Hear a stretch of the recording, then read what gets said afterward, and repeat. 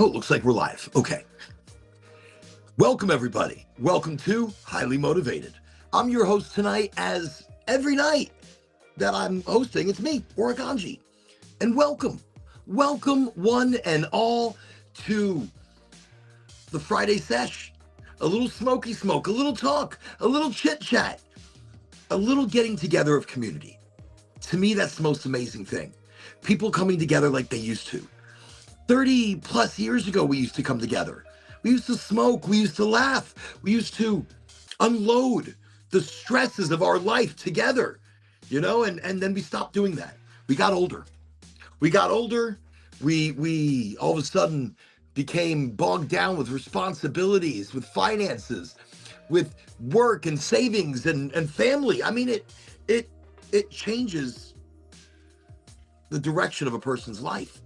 So this show aims to reignite that old direction, the old friendships, the old talk and laughter, and just the unloading of chaos from a society that is built on nothing but chaos.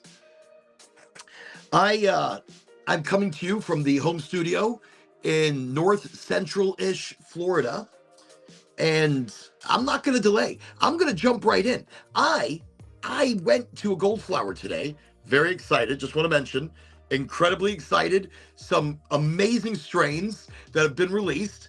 Goldflower Cannabis, a medical cannabis provider in the state of Florida. So if you have a medical card and you're here in Florida, the only place you need to be going is Goldflower. And the most exciting thing, yesterday, Thursday, was day one for Goldflower's Orange Park location. Orange Park, right outside of Jacksonville, Orange Park, Florida. Goldflower just opened up their 15th location. That's 15 locations. We just did Tallahassee. We just opened up Orange Park. North Miami is next. And then Gainesville. I drove by Gainesville this morning and they're building it out. It already looks like a dispensary on the inside. It already looks like a Goldflower dispensary. So excited. So I'm not going to delay. I went to Goldflower. I picked up a bunch of pre-rolls. I got a beautiful rosin, the fruit stand, and it's a syringe rosin. So instead of it being rosin batter, it's rosin in a syringe. Absolutely gorgeous. Very excited about that as well. But we're going to start the night with a little bit of emerald apricot. One of my favorite strains Goldflower does. Now, I have a few others. I've got a few other strains that I find really delicious, like Mount Hood Magic, Durban Poison, the Blue Dream. These are some of my faves. I do love a Pineapple Express, but Goldflower hasn't done that yet. Okay, let's see what's happening here. What is this? Okay. Well, groovy. Again, welcome everybody. Welcome to the show. Welcome to the community get-together.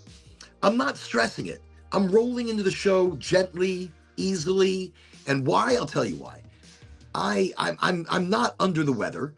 I'm in pain. I'm dealing with incredible amounts of pain that I'm trying to work through. So currently, I am on painkillers and muscle relaxers, and that's why I'm able to be so cheery and lively on today's show. The only downside to use, and I don't like pharmaceuticals.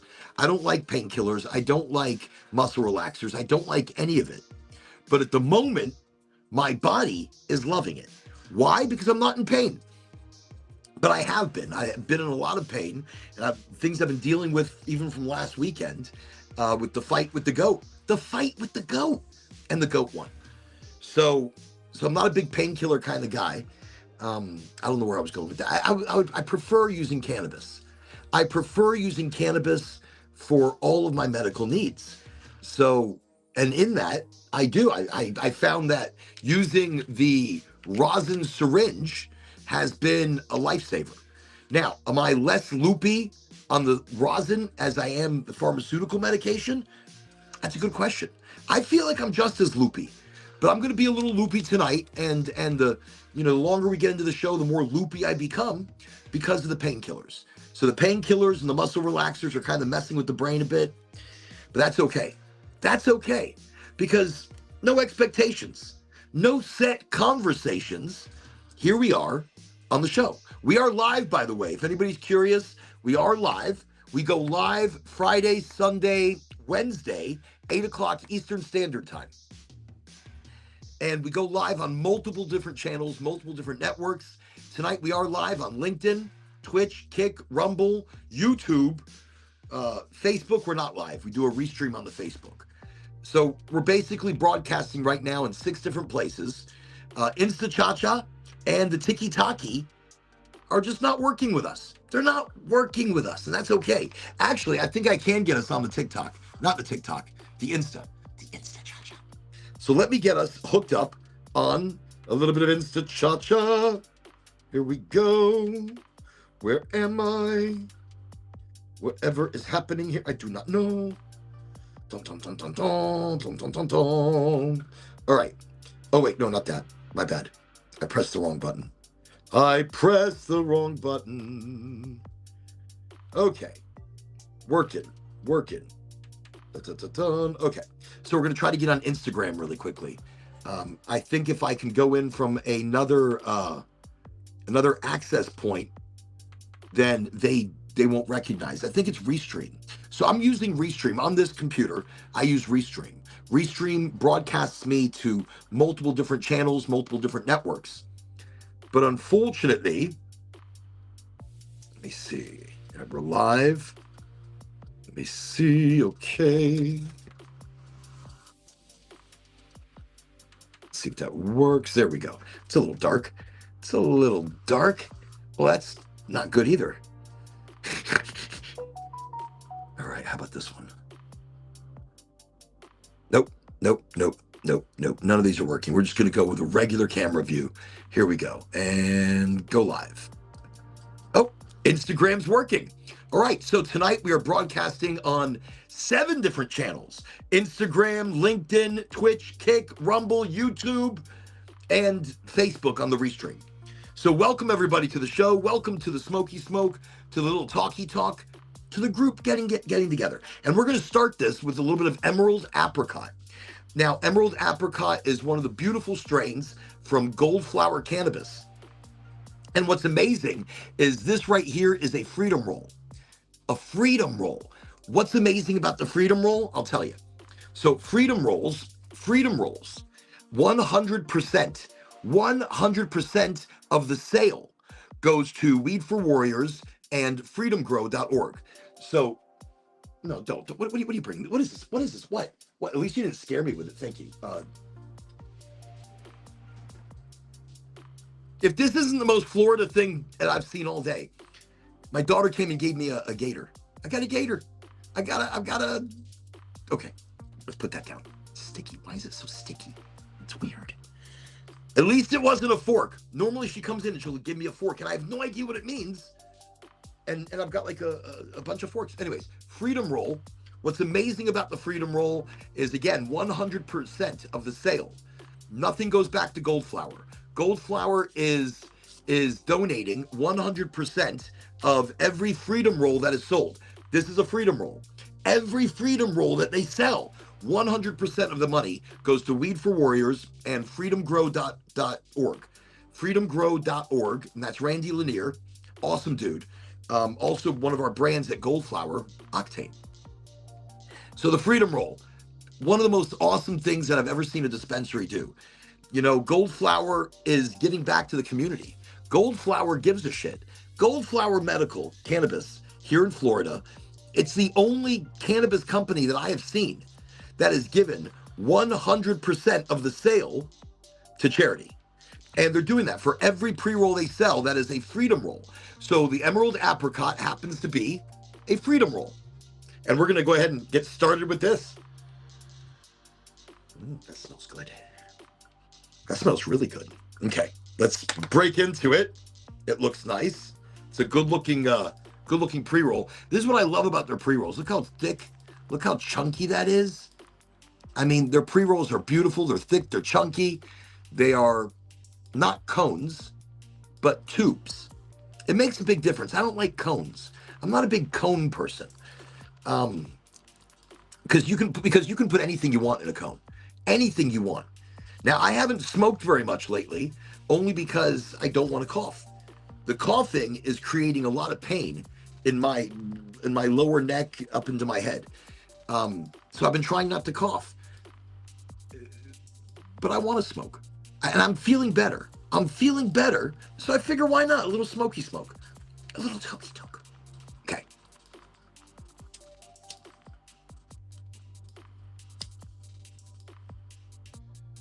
Yeah, these things are usually great. I love the pre-rolls from Goldflower. I can't say I've ever said that about any other cannabis company. I haven't gone to them like, oh, I love their pre-rolls. Goldflower has the best. Oh, that smells good. Goldflower has the best hand roll machine pre-rolls I've ever had. That's a big statement.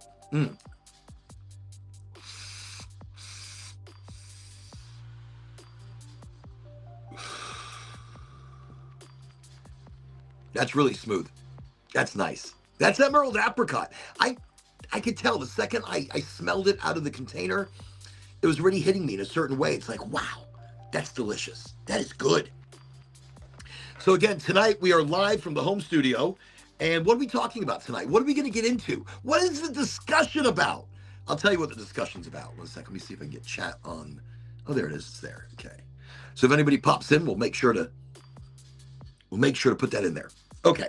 So smoking a little bit of emerald apricot to start the night, Goldflower cannabis, and micro topics. What are we talking about tonight? What's on Oren's mind?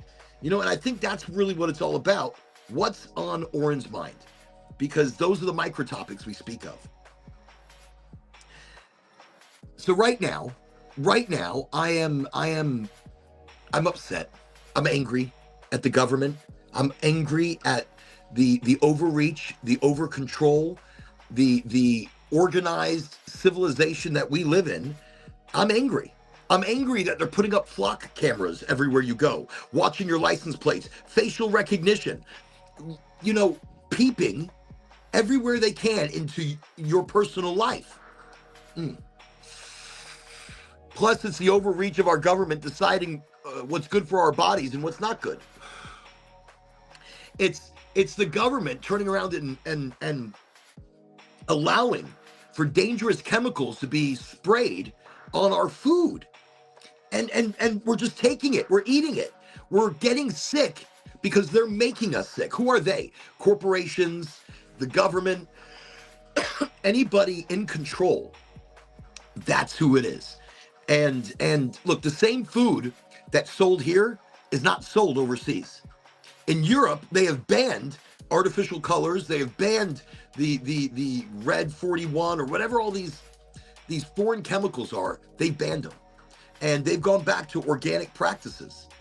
Here in America, we are using the worst possible ingredients. I mean, the worst possible ingredients that you could ever imagine. And we eat that food. We eat the McDonald's. We eat the Burger Kings. We eat the shitty Wendy's. We eat this crap. And it makes us sick from the inside out. It destroys us from the inside out. And we don't realize it. We don't pay attention. And then we eat this shitty food, and then we have to go to a doctor. We have to go to a doctor and get medication because we ate this contaminated shitty food. But it's everywhere.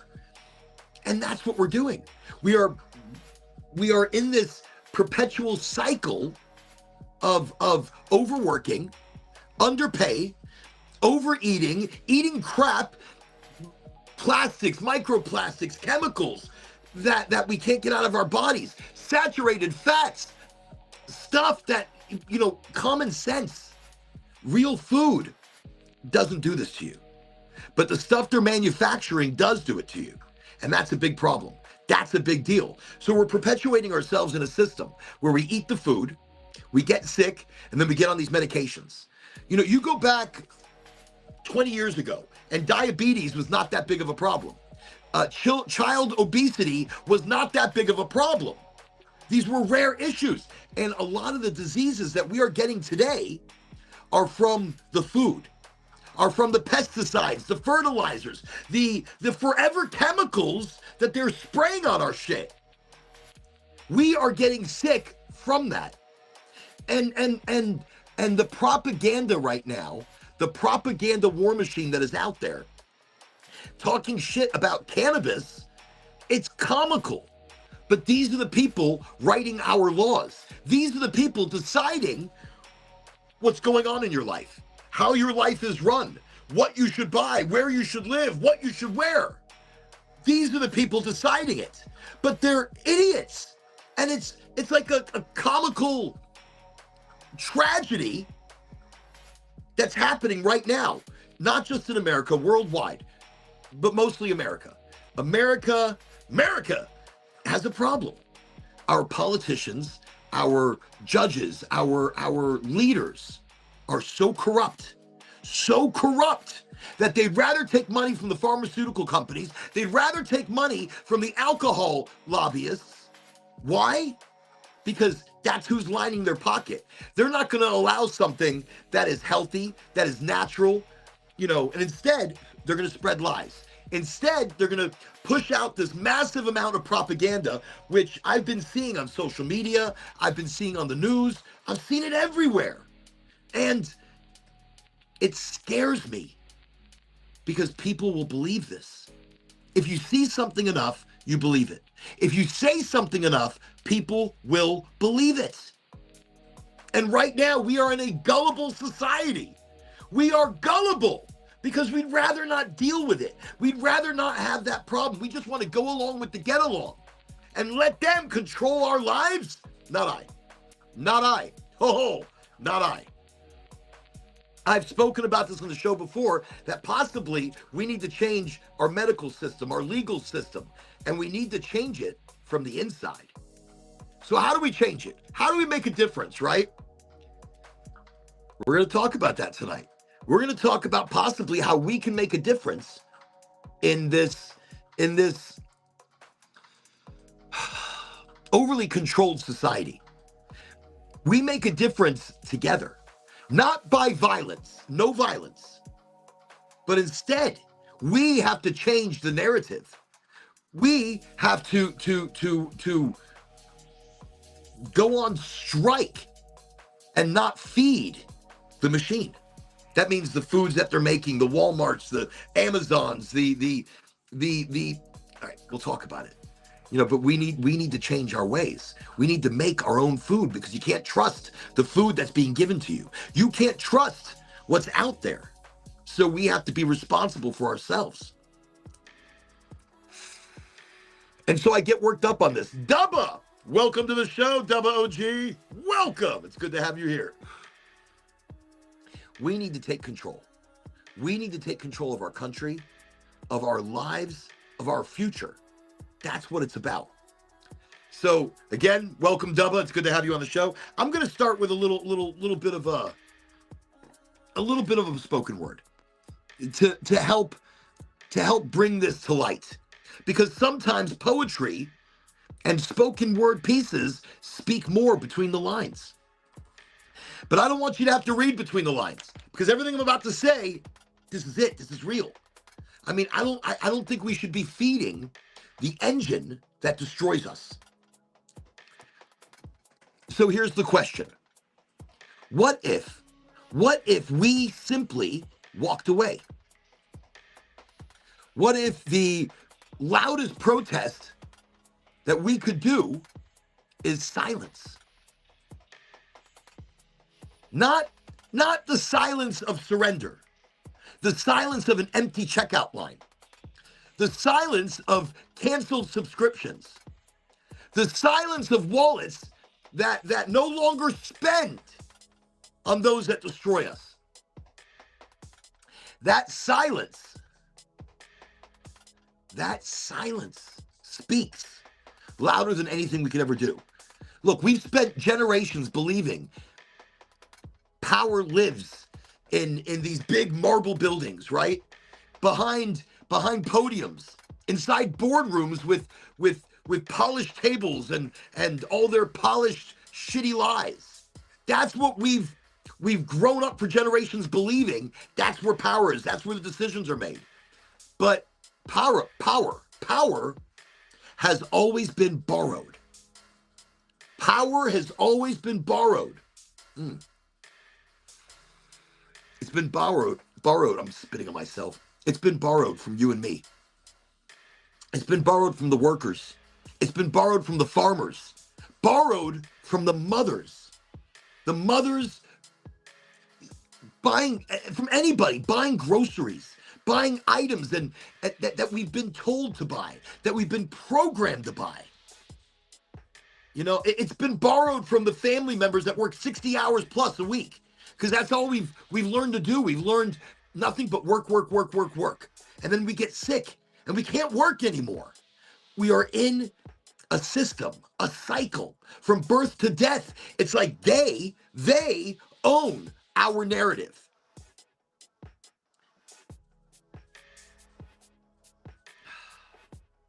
It's been borrowed from every person who reaches into their pockets and hands over another piece of their freedom. Every dollar becomes a permission slip, you know? Every purchase says, every time we purchase, it's like, look, build more of this, you know? Every refusal says your time is over. So maybe we've been fighting the wrong fight. Maybe the answer was never to scream louder. Maybe it was simply to stop feeding the machine. Stop feeding the machine. Look, what happens when millions of people decide that no more rewarding companies that treat people like a product. No more supporting businesses that profit from making us sicker than we were yesterday. No more letting AI algorithms or company algorithms tell us what to fear, what to hate, what to buy, who to become. We say no, not in violence, but in unity. In the combination of people that have had enough of the government taking every last dollar that we've worked our lives for. And these dollars, money means shit. Money is shit. It is shit. It is control. So we say no. We say no.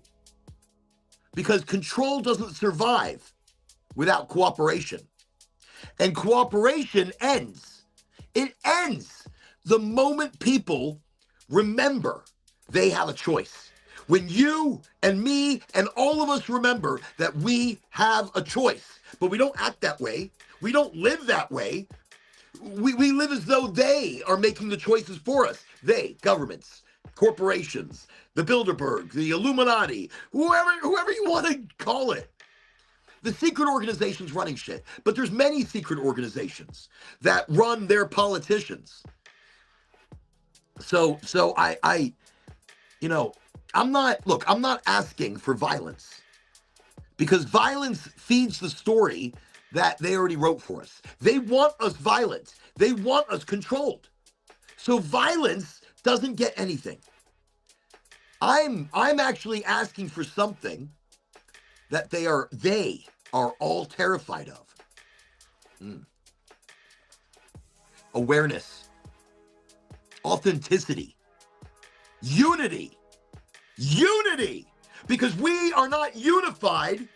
We are separated by religion, by government, by class warfare.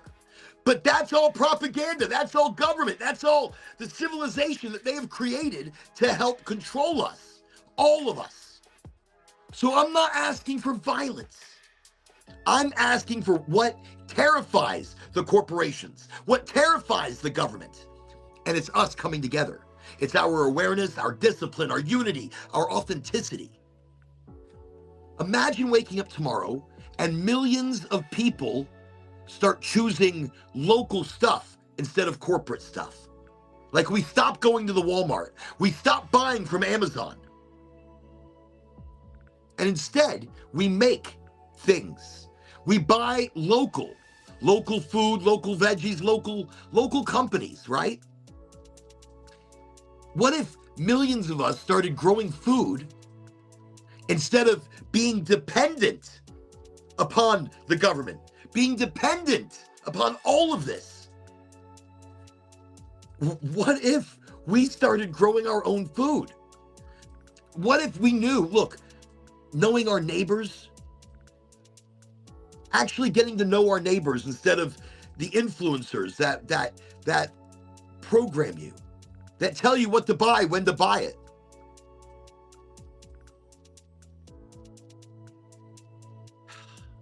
Instead of living in a throwaway society, because that's what we're in. We're in a throwaway society. We buy shit, it breaks, we throw it away. But 30 years ago, we didn't do that. We fixed it. If it broke, we fixed it. So maybe fixing what you own instead of replacing it. Read a book, read an article. So instead of doom scrolling on your phone, instead of scrolling, read articles.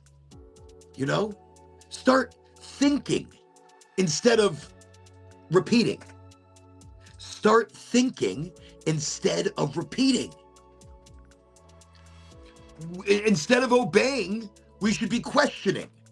We should question everything, because again, it's all organized reality around us. It's all structured society, and we have to fit into that structure.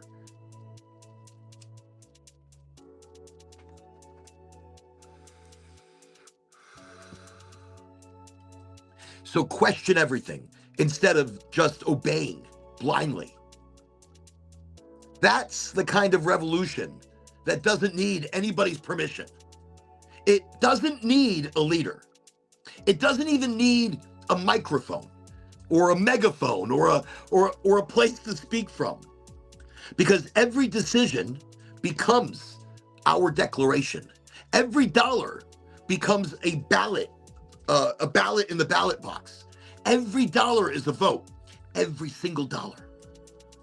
Every meal, every click on an ad or doom scrolling, every hour of your attention, every moment that you refuse to let someone else decide who you are. See, maybe that's why we're distracted at every waking second.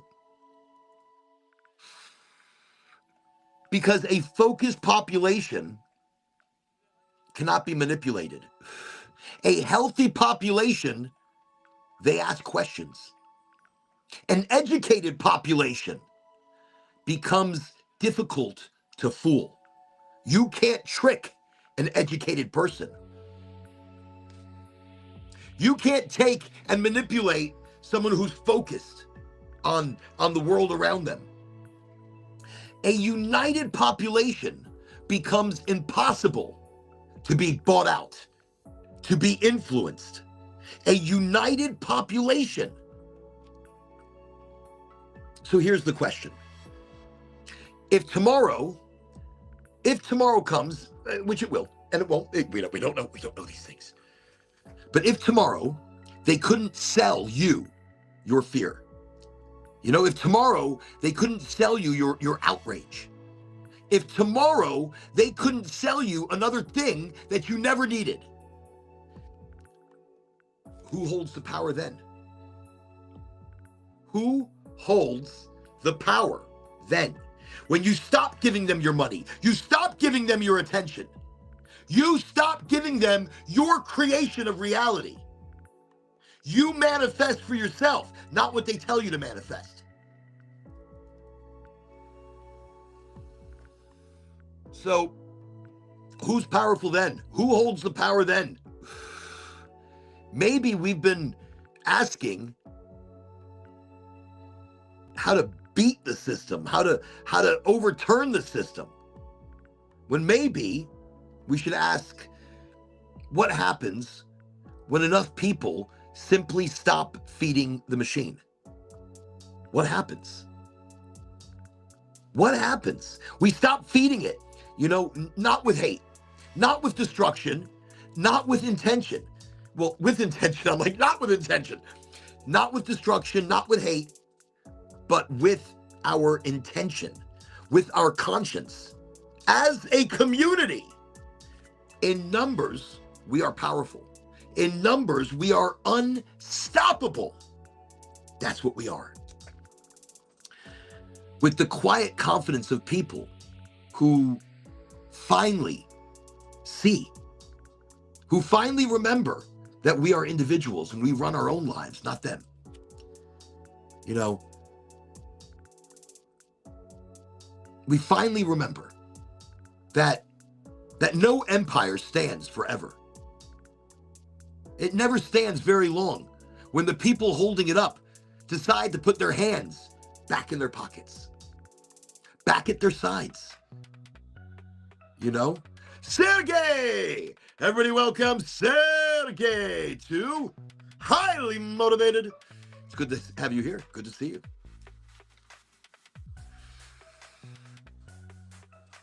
So that right there, I think, that's when we get serious. That's when we get serious. We stop holding up their society. How long? How long until it breaks and falls? I've spoken about this before where I would love to run for office. I would love to run for office so that I can openly, admittedly, break the system so that we can rebuild it. Break the system so that we can see something bigger, you know? Something so much more important. And I just feel lost sometimes.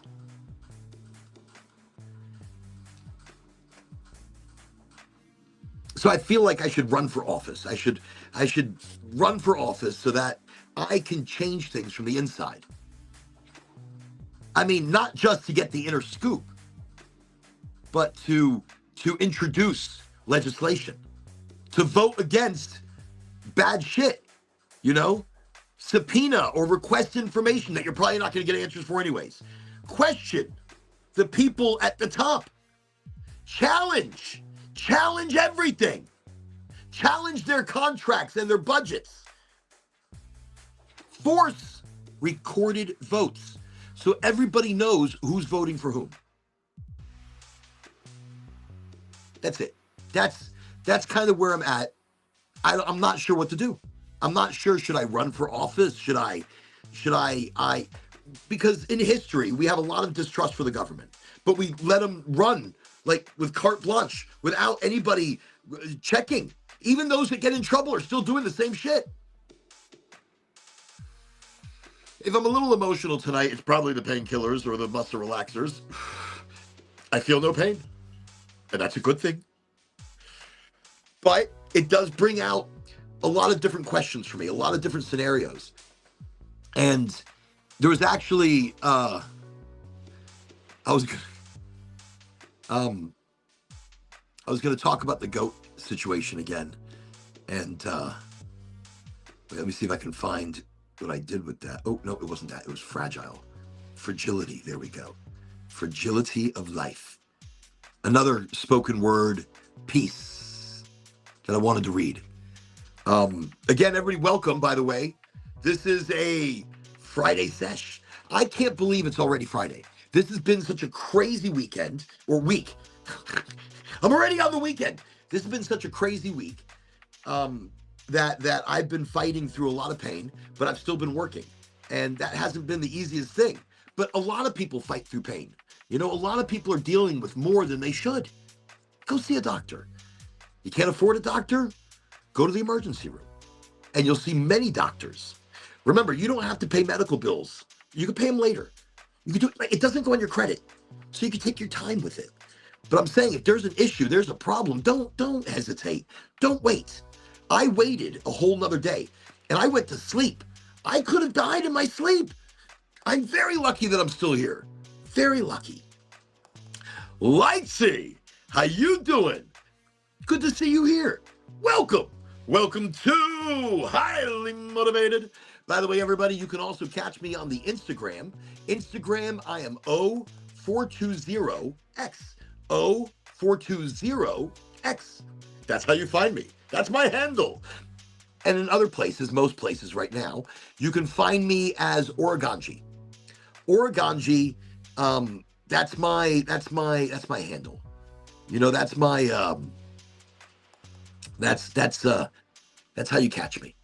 Oraganji on YouTube, on Twitch, Kick, Rumble, a few other places. So fantastic. And again, I'm here tonight. I'm floating through things. I don't want to get so doom and gloom with our government, even though maybe we should. They've been controlling a narrative for such a long time. And I say we're in a system. We're born, we work, we overwork, we don't have enough time. We never have enough time. So of course I'm angry. Of course and okay, government, another thing that the government's doing, look, they took away the rights of women to make their own choices. Our government, the United States of America, has taken away the rights of women. Who gave them that right? We did. We voted these idiots in, and then they control our lives. They control human beings. They decide what's good and what's not good for you. Let's take Texas, for example. Texas is really bothering me right now. Because they've recently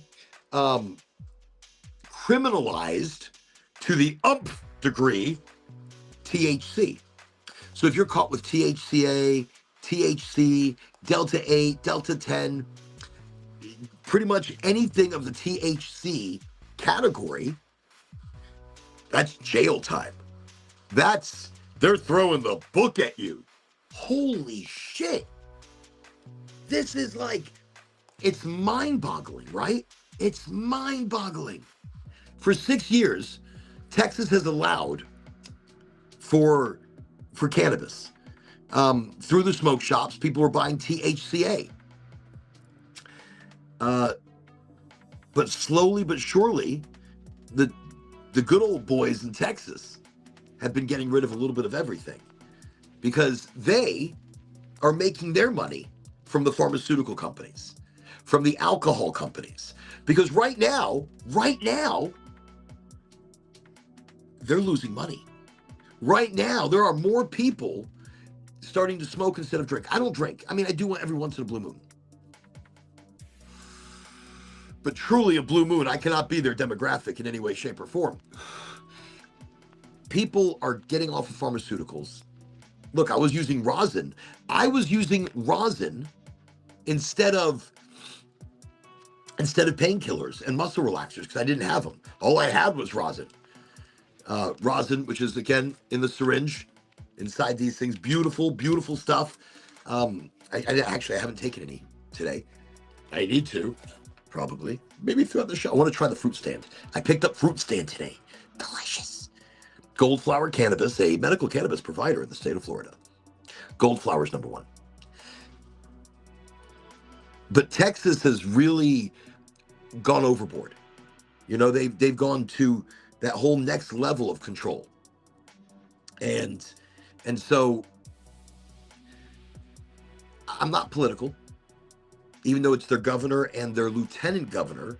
They obviously have a hard-on to get rid of the cannabis industry. They have a medical market in Texas as well. They have but it's terrible. No flower. You're not allowed to have any flower. They severely limit any of the THC levels. So it's a big deal.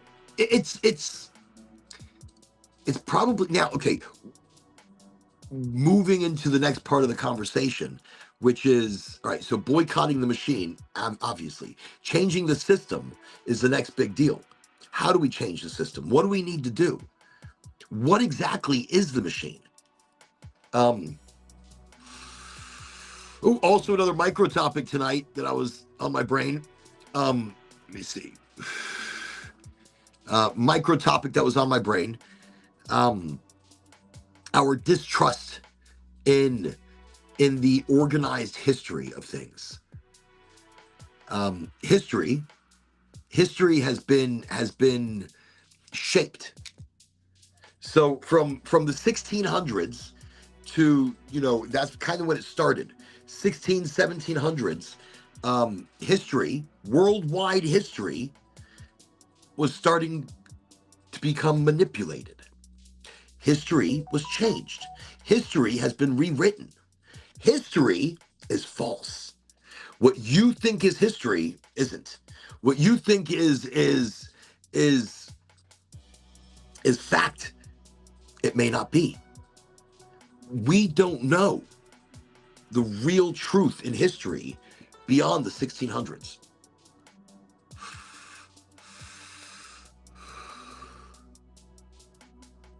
There's some wild stuff that they've been and yes, I believe the history books need to be rewritten, not by the conglomerates, not by the corporation, not by religion, because they're trying to shape history so you believe a certain narrative. If you believe a certain narrative, it's just a little bit more control. And again, I'm not calling for violence at any one point. I never call for violence. I call for awakening. I call for people to wake up to the reality of what's really happening. When you see it, it'll blow your mind. When you see it, it's like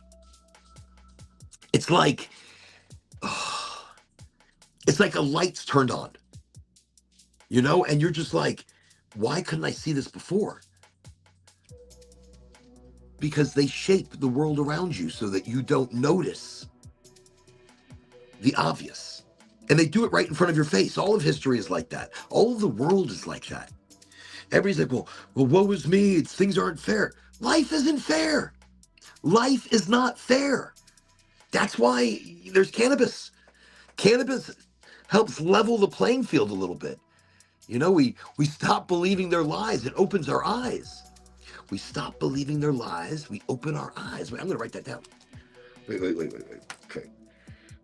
We stop believing their lies. Shit. What was the other? What else was it? Wait, I just said we stop believing their lies. This is why I can never be a rapper. I can never freestyle, because I would forget what I'm saying as I'm thinking about it. I just forgot to say, we stop believing their lies. Damn it. It's ridiculous. We stop believing. I'm a terrible poet, because again, I'll come out with some great shit and I'll forget it. We stop believing their lies, and I really want a piece of pie. No, that's not what it was. We stop believing their lies so we can get hot. Okay, no, I can't. It's ridiculous. Ridiculous. If anybody remembers what that second line was, please let me know. Because now that's going to bother me for like the rest of the night. We stop believing their lies. Nope. Not going to remember now. That's it. Damn it. So that's what this show is, by the way, everybody. Welcome. Welcome to Highly Motivated. We're going to talk cannabis. We're going to talk current events, reality, the world around us. We like to talk about AI. And we like to talk about aliens on this show. Why not?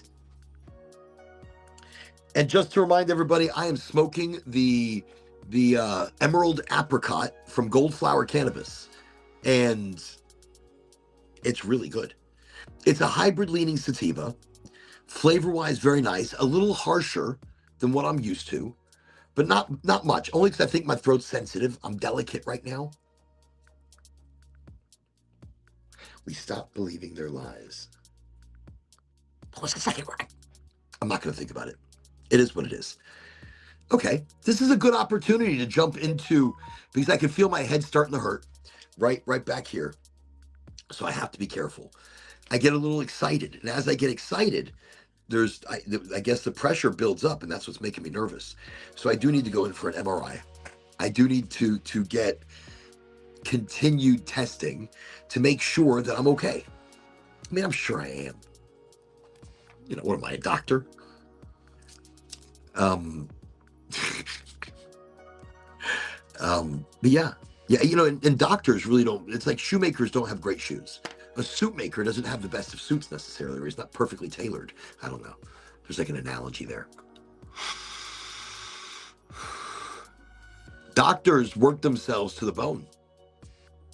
They work themselves so much that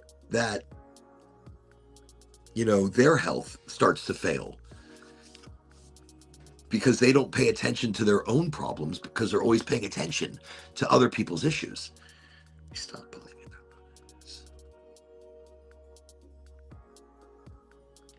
Nope. Can't remember the second line of that. That probably was pretty good. Probably would have had a whole song I could have built from that. So let's move on to the next thing. I'm in ramble mode. Everybody, welcome to Highly Motivated, a show that's not a show, a conversation that is sometimes just Oren rambling. Sometimes I'm just rambling. I'm just talking about a little bit of everything. So I wanted to talk about fragility, how fragile we are. Oh, by the way, if you see me looking here or you see me looking there, it's because Instagram is right over here. Will they open their eyes? Will they open the eyes? The eyes? If you're talking about the third eye, that pineal gland, there's some clarification we need. We need to clear the pineal glands. We need to open all cells, mind, body, soul, the whole thing. But will people ever open their eyes? I think when it's too late. There's a movie called Don't Look Up. Don't Look Up. It's got some really famous people in it. I think Leonardo DiCaprio, amongst others. But it's called like Don't Look Up, and it kind of shows how much we close our eyes to reality that's around us, how much we don't see until it's too late. And actually, this is kind of what this next spoken word piece is sort of about. I call it fragile. And so let me give it to you then.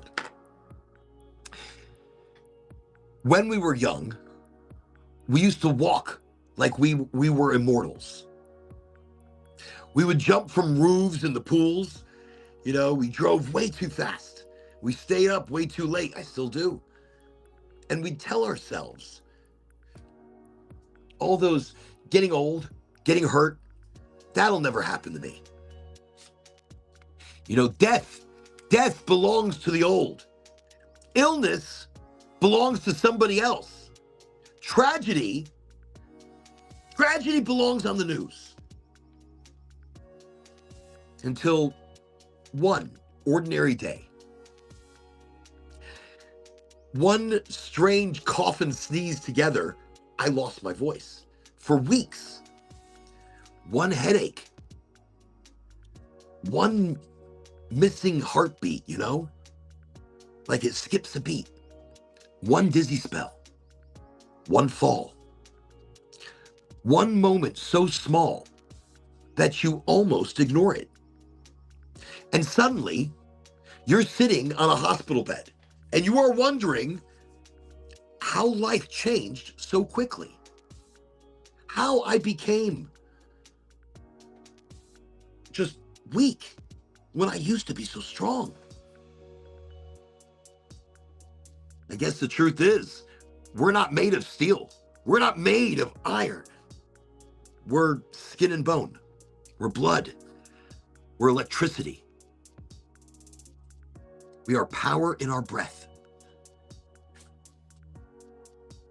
Every one of those things can fail.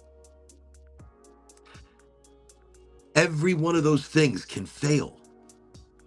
See, a stroke is not going to make an appointment with you. An aneurysm doesn't wait until you're ready for it.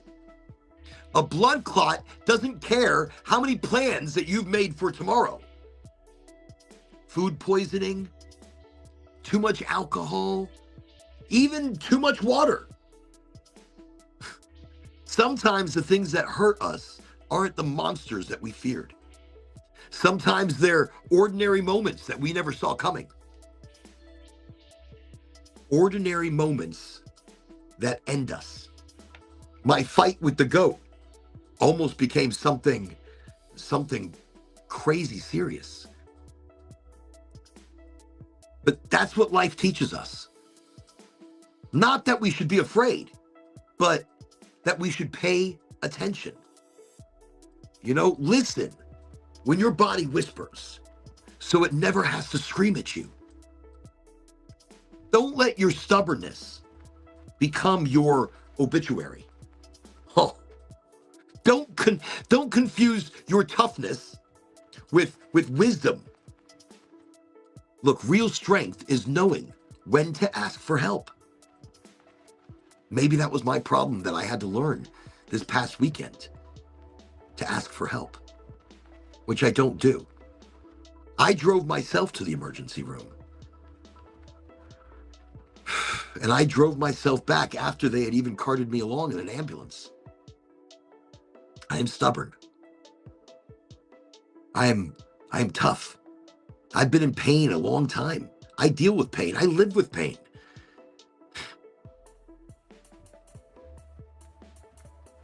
Real strength is asking for help when you need it. Don't be afraid of that. Don't be ashamed of that. Because sometimes making that phone call, right? Walking into that emergency room and telling someone something doesn't feel right. It's the hardest and bravest thing that you'll do. It's so hard to go in and admit that you have a problem. Admit something's hurting. Admit something's happening. This week reminded me of that.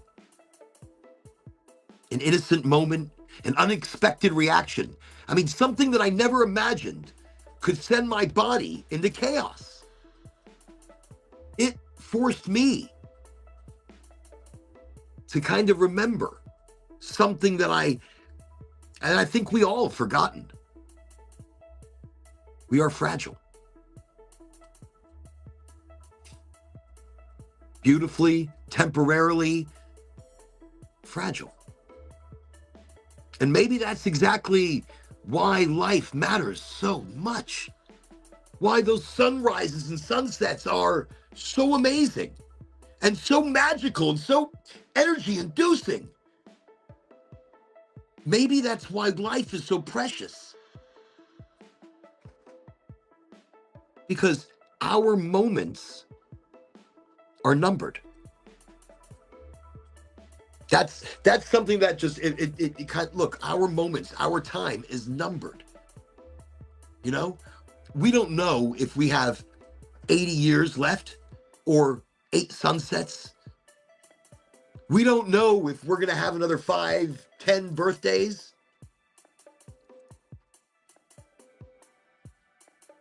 We don't know if today is our last day.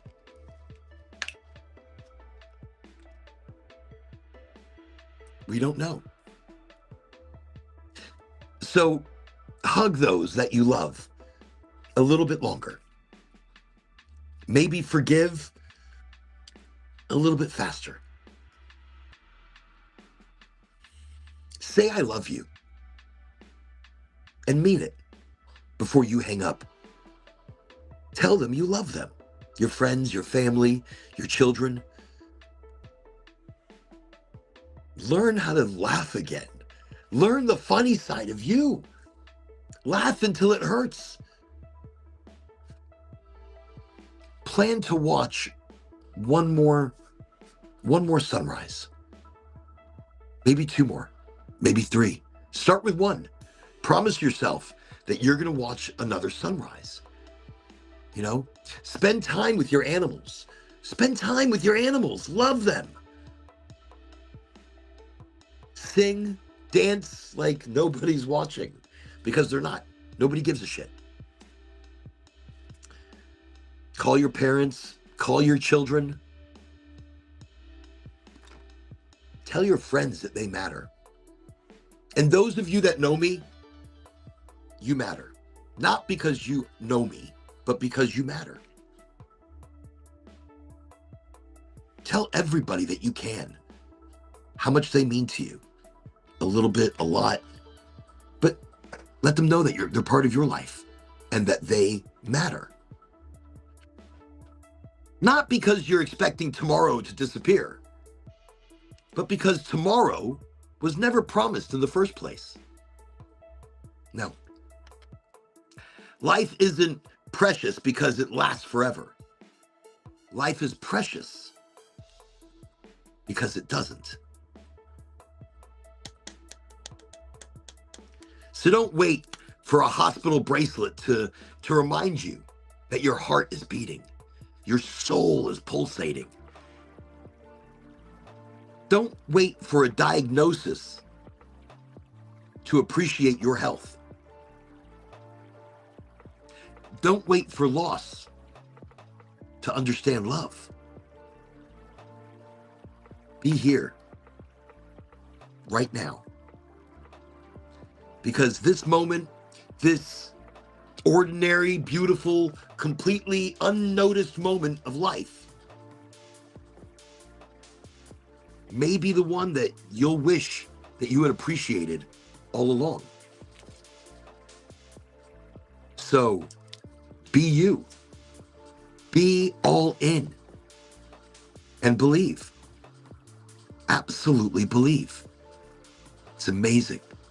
Christopher, Professor Time. Welcome to Highly Motivated. Welcome to the show. That's not a show. That's just us getting together. That's it. Make sure to check out Oraganji.com. It's right there. Look at that. Oraganji.com. Why? There's articles. There's we're collecting emails to give shit away. So get on our mailing list. We haven't mailed anything off yet. I need to do a newsletter. But get on the mailing list. I need to do a newsletter. If anybody's really good at newsletters, talk to me. Let's put something together. And Christopher is saying, "Hey, Oren, Sergey, community. Thank God it's Friday." You know, we live and we think like that, right? Like, thank God it's Friday. Holy shit, we made it. We made it to a Friday. We make it to every day. Every day is what we make it to.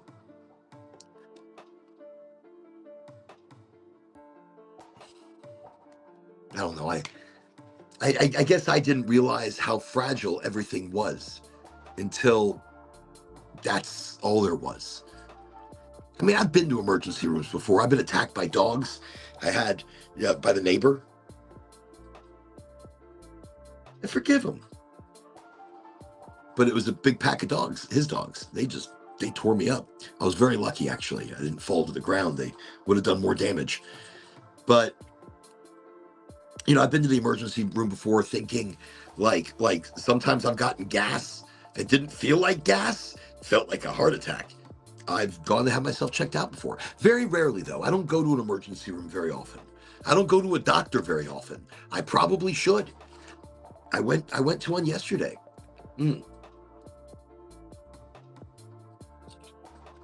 But anyways, everybody go check out the website, Oraganji.com.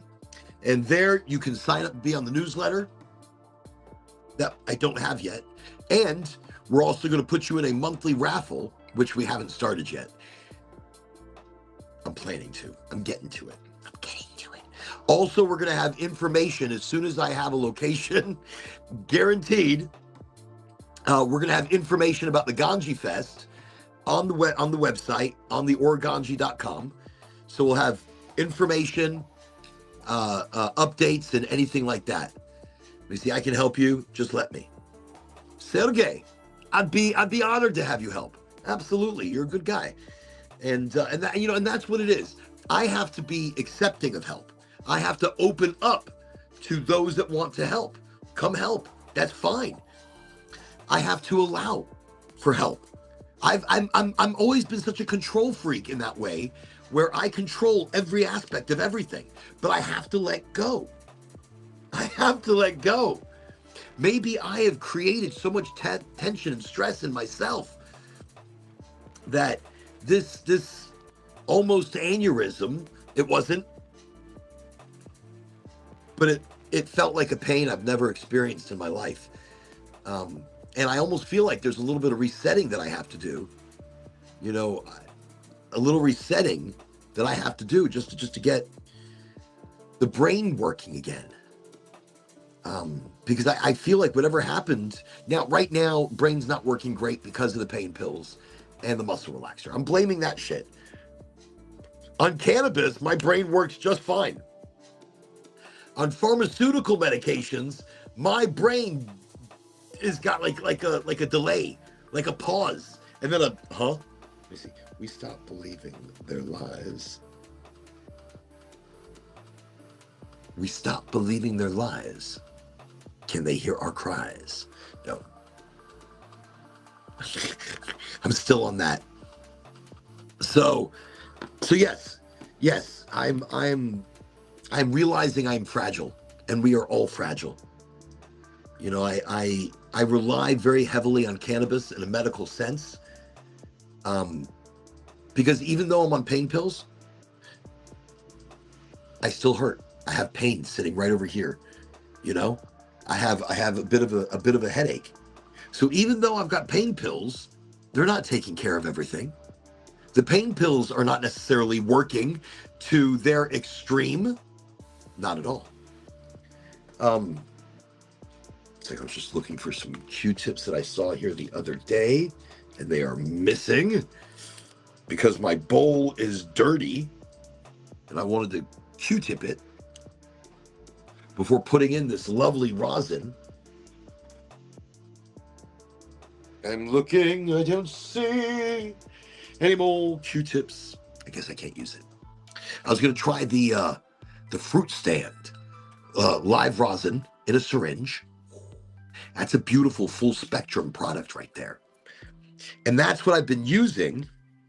That was pretty dirty. And that's what I've been using to get through a good portion of my pain before I was able to get pain pills. But I'm not doing them much, so I just really took them before the show so that I wouldn't be in pain while talking to you. But normally in the evening I wouldn't take them. I'd actually only do the pain pills in the afternoon, because judging my pain levels in the morning, by afternoon I'm already on the way back, so I'm not going to be driving long. I usually take the pain pills then.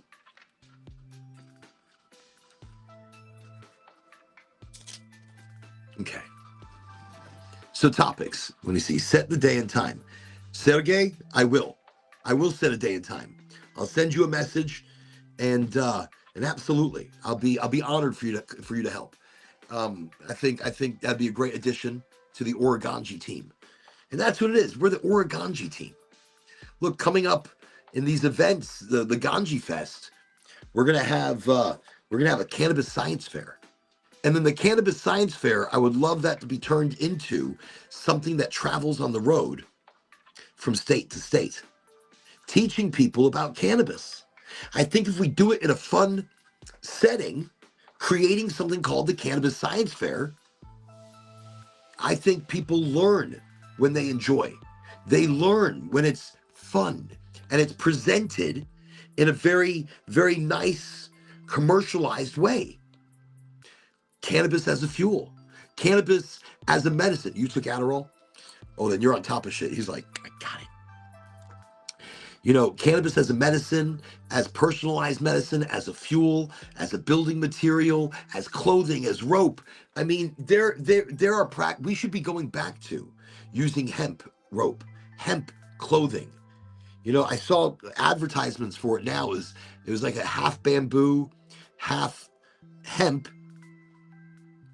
thread, and these shirts last forever. You know, they're making clothing. The clothing lasts forever. Like this black shirt I have here, I wash it once or twice. It's no longer going to be super black. It's going to start fading, and it starts deteriorating and starts ripping like my pants did today. I got a little hole here in my backside. I was getting into the truck, and there was a rip. I was like, oh, how many appointments do I still have? Because I did not want to show up to an appointment with a rip. I'll rip my pants. Rip my pants. So I still had like 2 more appointments appointments I had to stop at. So I walked gingerly. I walked carefully. Luckily, the shirt I was wearing covered the spots in my pants that was ripped. Yeah, sometimes you just got to make do with what you have. You got to make do with what you have. It's a Friday. It's wild. I have to fight myself tomorrow not to work. What's this? Something's remaining? 154. What does that mean? I don't understand. Something remaining. Like, whoa, oh, my live? Wait, they cut my live off after a while? That's the wildest thing. So Instagram, Insta-cha-cha, just gave me a countdown. I don't know what that means. Can I not go continuously live?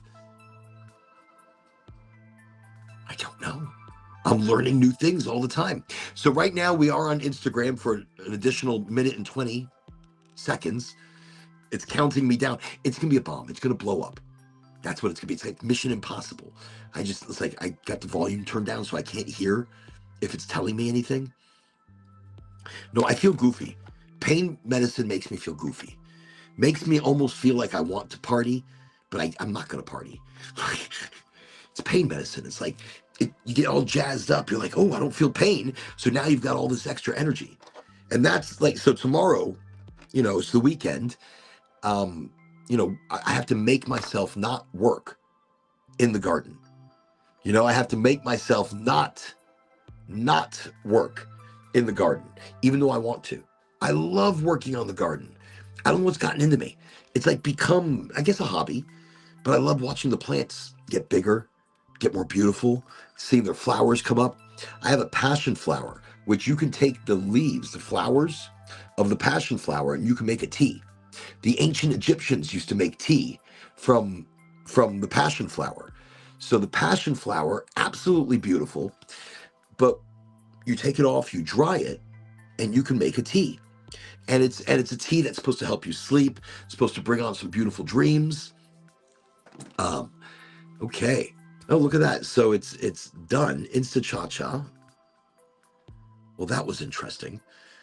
So it gave me a countdown and then shut me down. I've never experienced that before. Oh well, not a problem. Okay. So here we are. We're on the show. I don't have much. I guess I've kind of chit-chatted about, our fragility of life. Maybe a call to action. I'm angry that the government's taking control. I'm angry that our rights are being taken away from us. So here's a good one. Okay, I'll read this one. Since we don't necessarily have guests this evening, we just have me, and I'm just reading off a couple of like spoken words, like pieces that I've pre-prepared in case not much is happening, or in case my brain, things I've already done thinking about. Wow. So here's one that I labeled "Who Decides?"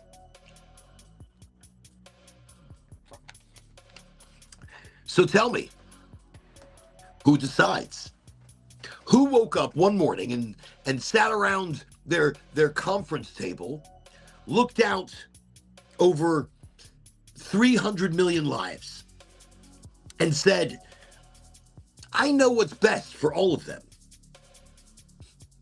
Who gave them that power? Was it me? Was it you? Or did we slowly hand it away? One signature, one promise, one election, one compromise at a time. You see, I'm not angry because somebody disagrees with me. I'm angry because somewhere along the way, choice became permission. Freedom became paperwork. And living became regulated. So tell me, when did grown men and women become children? When did we start having to ask permission to grow a plant, to heal our bodies, to choose our medicine.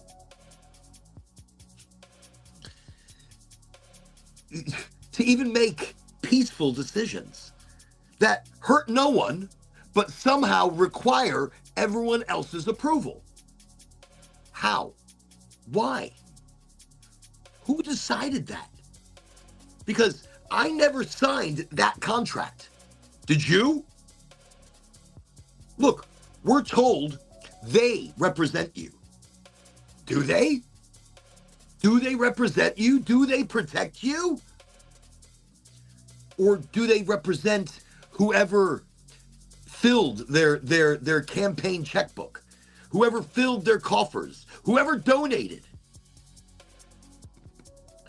Who gets the meeting? The citizen or the lobbyist? The patient or the corporation? The farmer? Or possibly the industry that profits when the farmer disappears?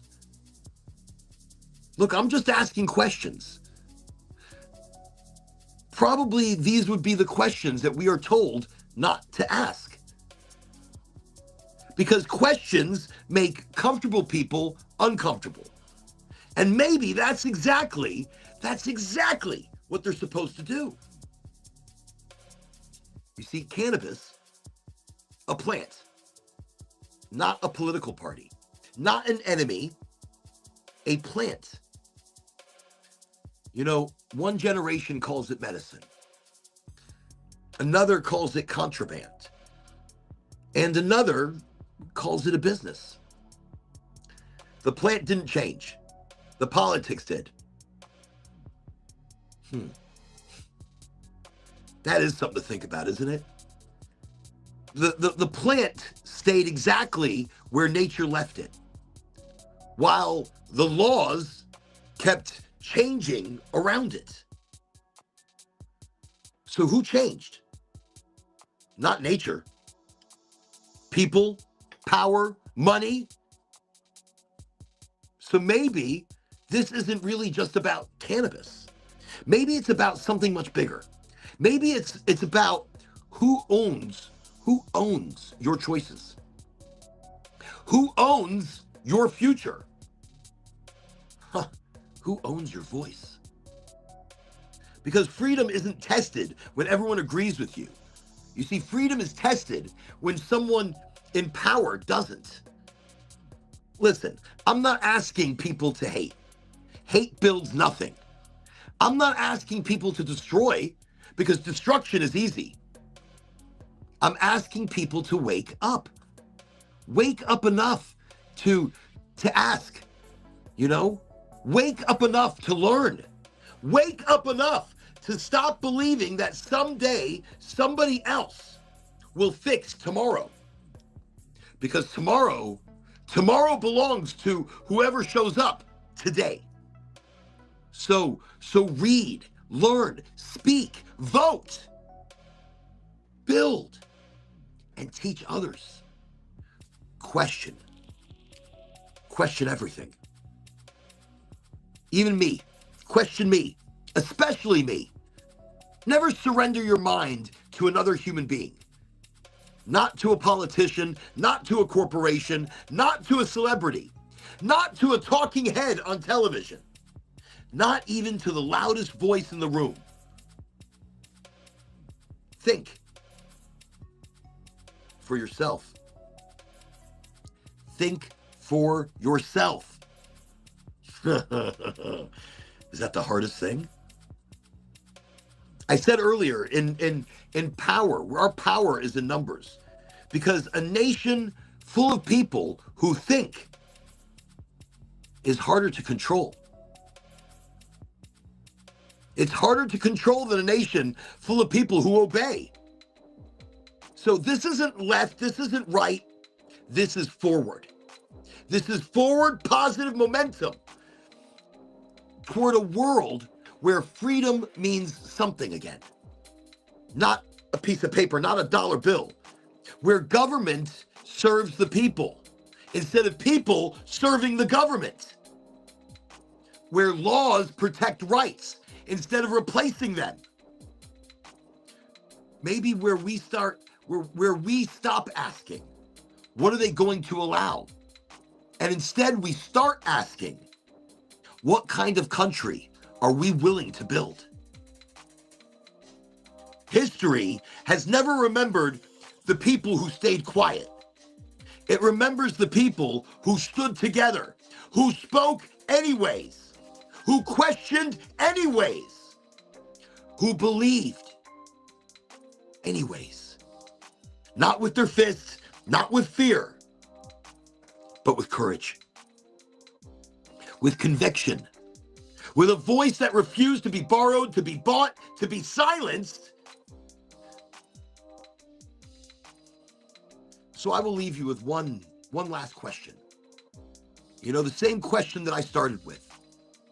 Who decides? And if the answer has never truly been us, then maybe it's time we remembered who this country was always supposed to belong to. History has changed our direction, and they, the winners, control the history. So history needs to be rewritten. Our books need to be rewritten. Our laws need to be for us, to protect us.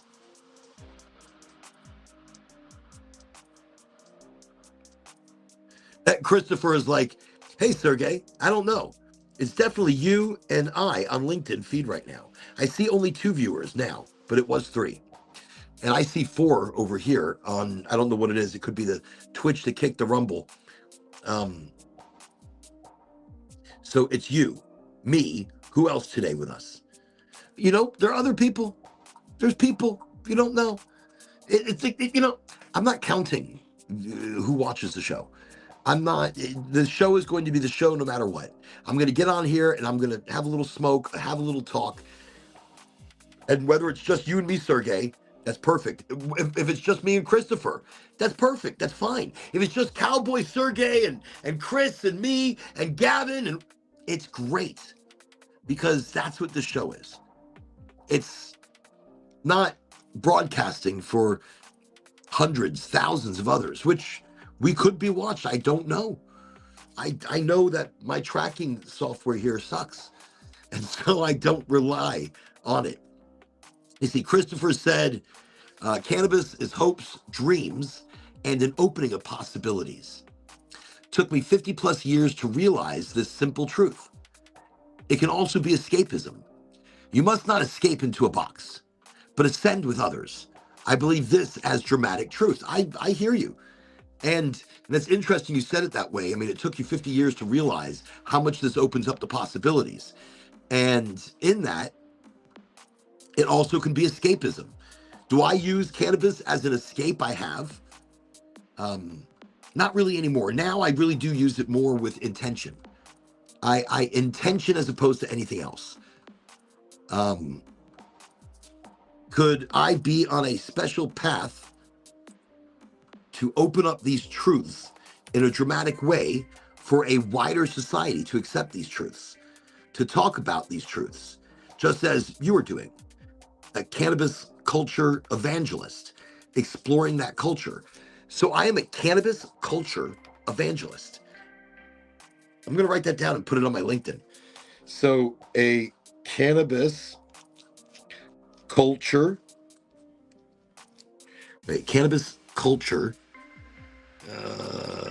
evangelist.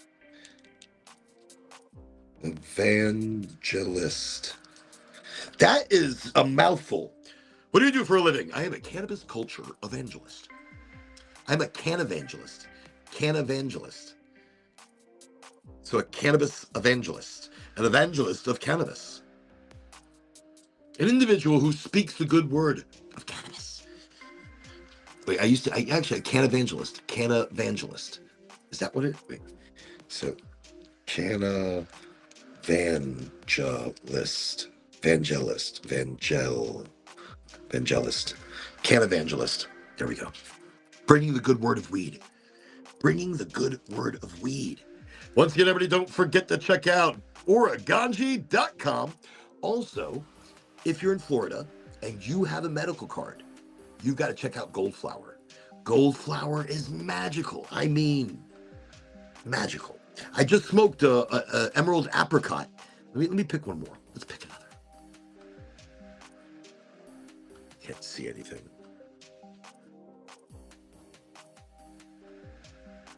Ooh, limonada. Let's smoke a little bit. Can't really.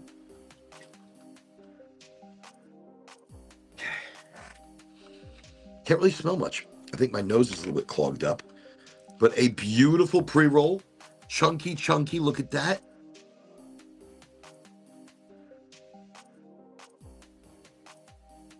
So this is an ideal. The other one was, no, this is a G put. This is by G. The other one was a freedom roll. This is not a freedom roll. Again, with those freedom rolls at Gold Flower, every single freedom roll, every purchase, 100% of the sale goes to Weed for Warriors and freedomgrow.org. That is amazing. And that is Gold Flower. Gold Flower Cannabis is responsible for that. I haven't seen another cannabis company giving 100% of the sale, 100% to charity. That is huge. So, okay, I just got the limonada. I'm actually kind of excited about this. It's a sativa. I smoke usually only sativas. Okay, how chunky that is. And it's fresh, it's chunky. That's a good pre-roll. You know, it's got, and now these are done by a hand roll machine, but it's a hand roll machine. Not a cone, not something being stuffed, but something being rolled. I like Gold Flower a lot because they do, you know, they do hand trimming. You know, they're not using pesticides. They're a company that gives a shit. So for living soil, they have living soil for their dirt grown, and full hydroponics through the heavyweight heads. Full hydroponics on the heavyweight heads, which is all Gold Flower, all under the umbrella.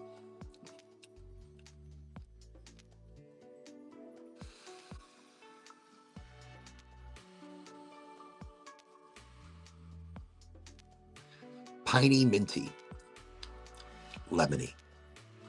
I get that lemon on the back of my tongue. It just popped. Very citrusy, but not citrus like orange, more lemony. Sour. Wow. And the smoke smells good. The smoke is nice.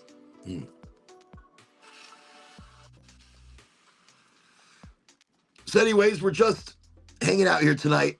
Let me see. Sergey says tonight I'm smoking some Miracle Alien Cookie. Actually, at Gold Flower, they have Mac 10, which is Miracle Alien Cookie mixed with something else delicious. Let me see. I've got a Katie. Katie Drake. Welcome. Welcome to Highly Motivated. Let me see. Highly motivated. Oh, East Coast. East Coast Visual Media. Major Ganji, Major Nugs. Welcome to Highly Motivato. If you come into the show, you know, this is no expectations, because it becomes whatever it's going to become. All it is meant to be is a get together of people, a get together of energy and souls to smoke one, to chit chat about the week, the weekend, about energy, about aliens.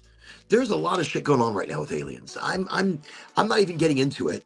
Oh, look at this. Christopher's popping in for a little bit. Welcome, Professor Time. Welcome to Highly Motivated. So how's my audio? Can you hear me good? Very echoey. A little echoey tonight. Oh, wait. I'm picking up some of your background noise. And now we hear nothing. How about now? I probably sound really good. Oh, you sound so good. Christopher, you're sounding good. So Christopher is our resident time traveler. He is here from another dimension. Thank you. Wait. As head of aliens, Sergey is head of aliens. As head of aliens, he insists to try Mac 10. Mac 10 is an excellent sativa from Goldflower. I'm telling you, their strains have been fantastic and very surprising every time they release. So I was at a Goldflower earlier today, and I picked up a bunch of pre-rolls. I'm And making I also coffee. picked up. Are you making some coffee? That Yeah. sounds good. I'm doing coconut water. I'm trying to stay away from caffeine and sugar and everything I enjoy to try to flush my body, because we were talking about it on a former episode about parasites in the body, and we're Right. talking about homeopathic remedies to get our bodies back, to gain our bodies back, because the big deal is that we are so into junk food, fast food, carbohydrates, Yeah. saturated fats.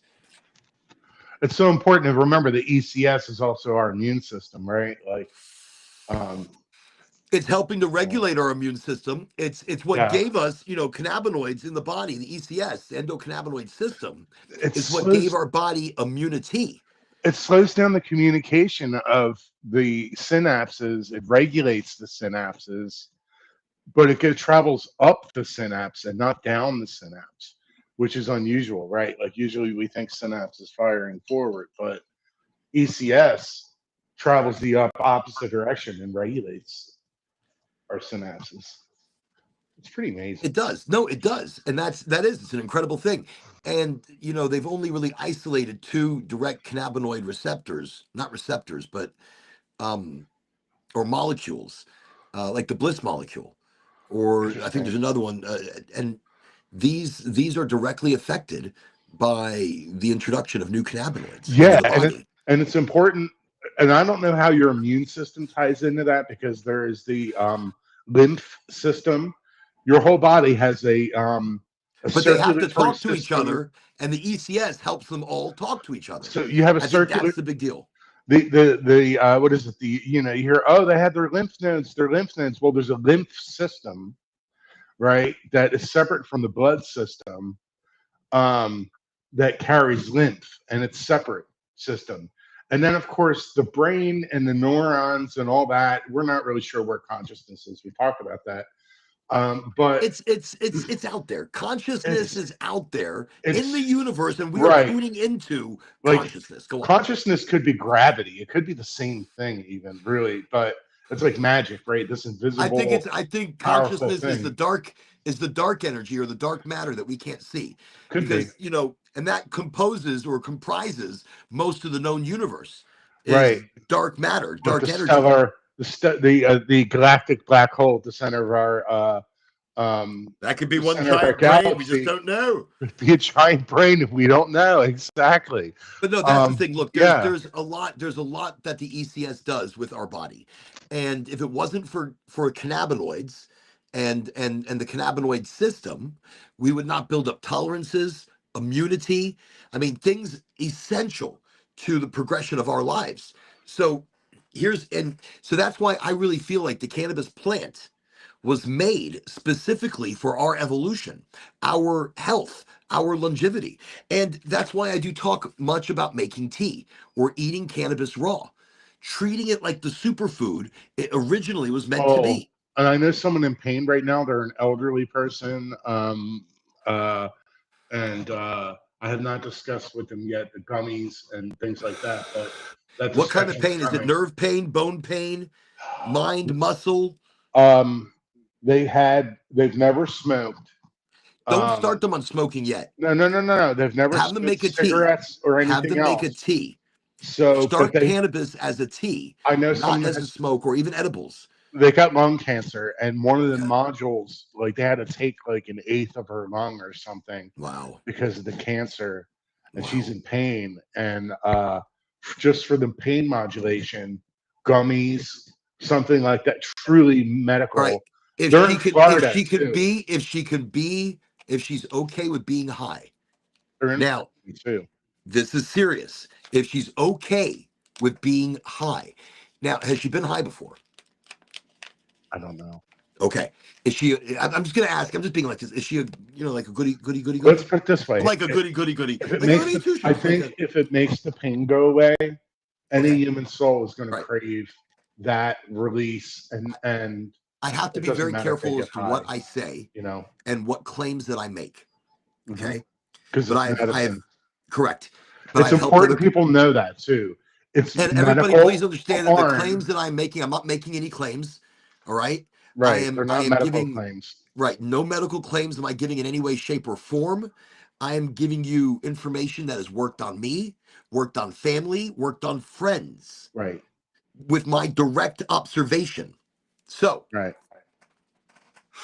Yeah, and there's definitely people that want to get high and escape. There's people that want to get high and come together and discuss it. is she on other You know, medications currently? of course she is. I need to find out. He's like, of course she is. Well, all right. So here's the thing. This is to be taken with other medications, and that's fine. It has its own effect. But I would try this before a pain pill. I would try Right. this before one of these incredibly strong 800, 1,000 Well, you milligram have pills. live rosin there. You're saying consume live rosin, maybe Yes. So don't smoke it. orally Correct. Like get your on the finger, tongue. Yeah, no, and put a little dot on your finger, and yeah. then you rub it. Um, Even CBD products might be good for that too, right? CBD is also cannabinoid receptors and modulation of pain and stuff. Is it not? what happened? I was saying CBD. There's CBD is really popular too. So I Well, don't know but I think, but you if that would actually, help I'm you glad you also said for that. pain. I don't CBD know. is great. CBD is great. It's a neuroprotectant. It does a lot of different things. But here's the thing. Here's what's important. A little bit of cannabis is glue. Glue required to get that CBD to stick onto the body for longer periods of time, because Wow. CBD only sticks for like 3 to 4 hours if you're lucky, and then comes out in like a watery stool. Oh, okay. I didn't know that. So I got a new headset. My headphones had broken, and I bought a couple new wires for it. It's a long story. I wasted last Sunday going to Micro Center and coming back. The headphones they sold me were defective, and I work at a work at home company.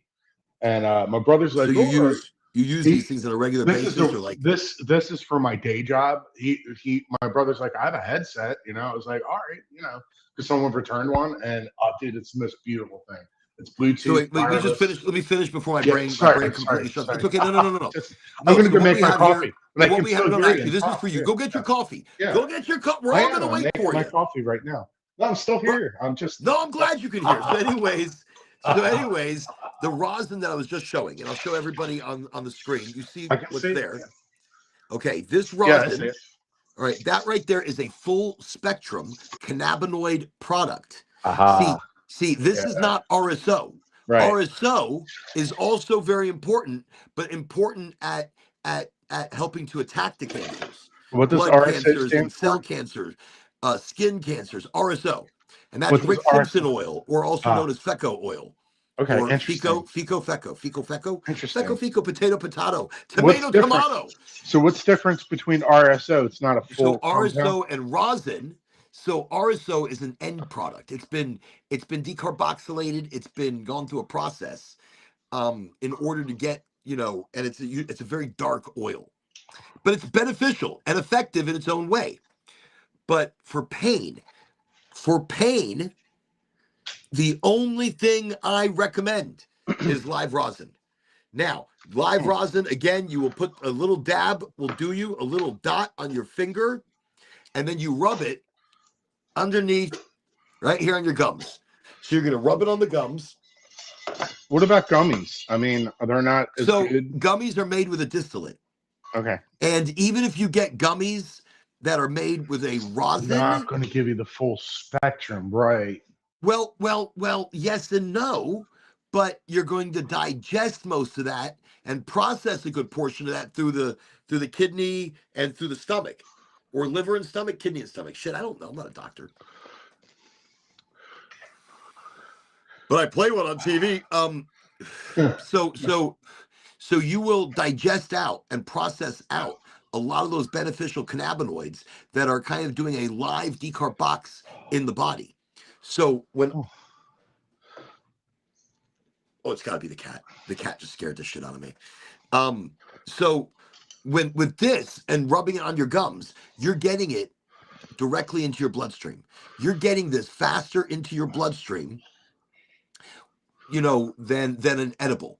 An edible is going to take, you're going to lose some of that beneficial medicine. And to me, the beneficial medicine is the acidics, the acids have not, before they've dissipated. So that's why I talk about making tea. You're only doing a partial decarbox. That means at 250 cannabis, the 250 degrees, cannabis starts to turn into THC. So THCA turns into THC. Sames with CBDA turns to CBD. CBGA turns to CBG, and then she disappears. And as you decarboxylate at 250 degrees, then all these terpenes, aromas, and other cannabinoids develop and become as part of the one. But if you make a tea, you're not going to go hotter than 215 degrees. So you're only pulling the oils, the acidics out of the plant. And you are consuming those base cannabinoids, those base nutrients. Look, cannabis on its own is magnesium, manganese, it's iron, it's the best fiber, best protein, Interesting. omega-3, omega-6. I've Holy never thought shit. about looking at a THC molecule scientifically. Like it's made up of things, right? Like this, everything in, people might not know, but DNA makes RNA, and RNA makes proteins. And a protein in the scientific world means any molecule that the body creates on its own. It's not just meat protein. That's a different meaning. Protein means any molecule. And so all these things we talk about, like THC, is a molecule. And it could be like 50 atoms, configured together. And that's where the synthetic stuff comes in, analogs, because they use petrochemicals to make analog molecules. They're really polymers that are artificially a composite of whatever the real, an analog of whatever the real molecule is. So you get vitamin C vitamins, and it could be artificial. Well, of course, real vitamin C is going to be better for you. Well, of course. It's extracted from the natural is source. always the best. Natural's always better. Always better. Look, always. I've been getting back in touch with my natural self. Whatever the hell that means. No, I've been doing ginger and garlic and lots of garlic. I fucking love garlic. Roasted garlic, raw garlic, it doesn't matter. I'll eat it. And it cleanses and heals the blood of the body.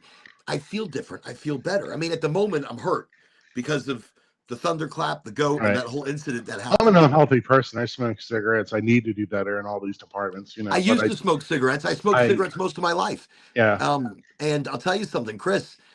At first, it was because it's not the cigarettes you have to kick. It's the nicotine. That nicotine is a monster. Look, and I'm going to tell you, I vaped rosin cartridges.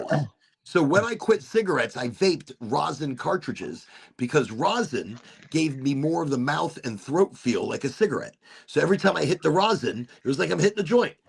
And at the same time, it's like I don't need a cigarette because it feels like I'm smoking a cigarette. So then I got rid of the oral fixation. And then and that's also how I started fighting the nicotine, because the nicotine, I started vaping the Juul shit, the Salt Nick. Terrible shit. Yeah. Gave me breathing issues. Even I still did Juul today, for a while I too. deal with breathing issues because of that. But the nicotine is what really the chemical nicotine is what really had an effect on me. And the more I started kicking that, the more withdrawals I was starting to go through. Terrible sweats. I would get nauseous and sick and mean and angry. That nicotine's a fucking monster. So this is pharmaceutical grade nicotine. Now it that is is 100 milligrams correct? per milliliter. It's nicotine. It's extracted from, and it's lab certified, and it's pharmaceutical grade. I buy it from a lab. When I was making vape juice, I actually have a fresh container, but this one was open.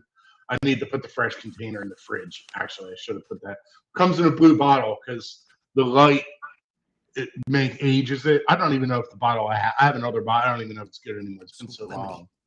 But you can get pharmaceutical grade nicotine. It'll kill you if this gets on your skin. This you're supposed to wear surgical gloves when you're working with this, and don't be shaking goggles. it around so fucking much. Yeah, I know. Well, when I first did this, you should have seen me. I had gloves. I had this and that, and well, if it gets on your skin, that shit can kill you. So a lot of people use syringes to measure out how much of each liquid.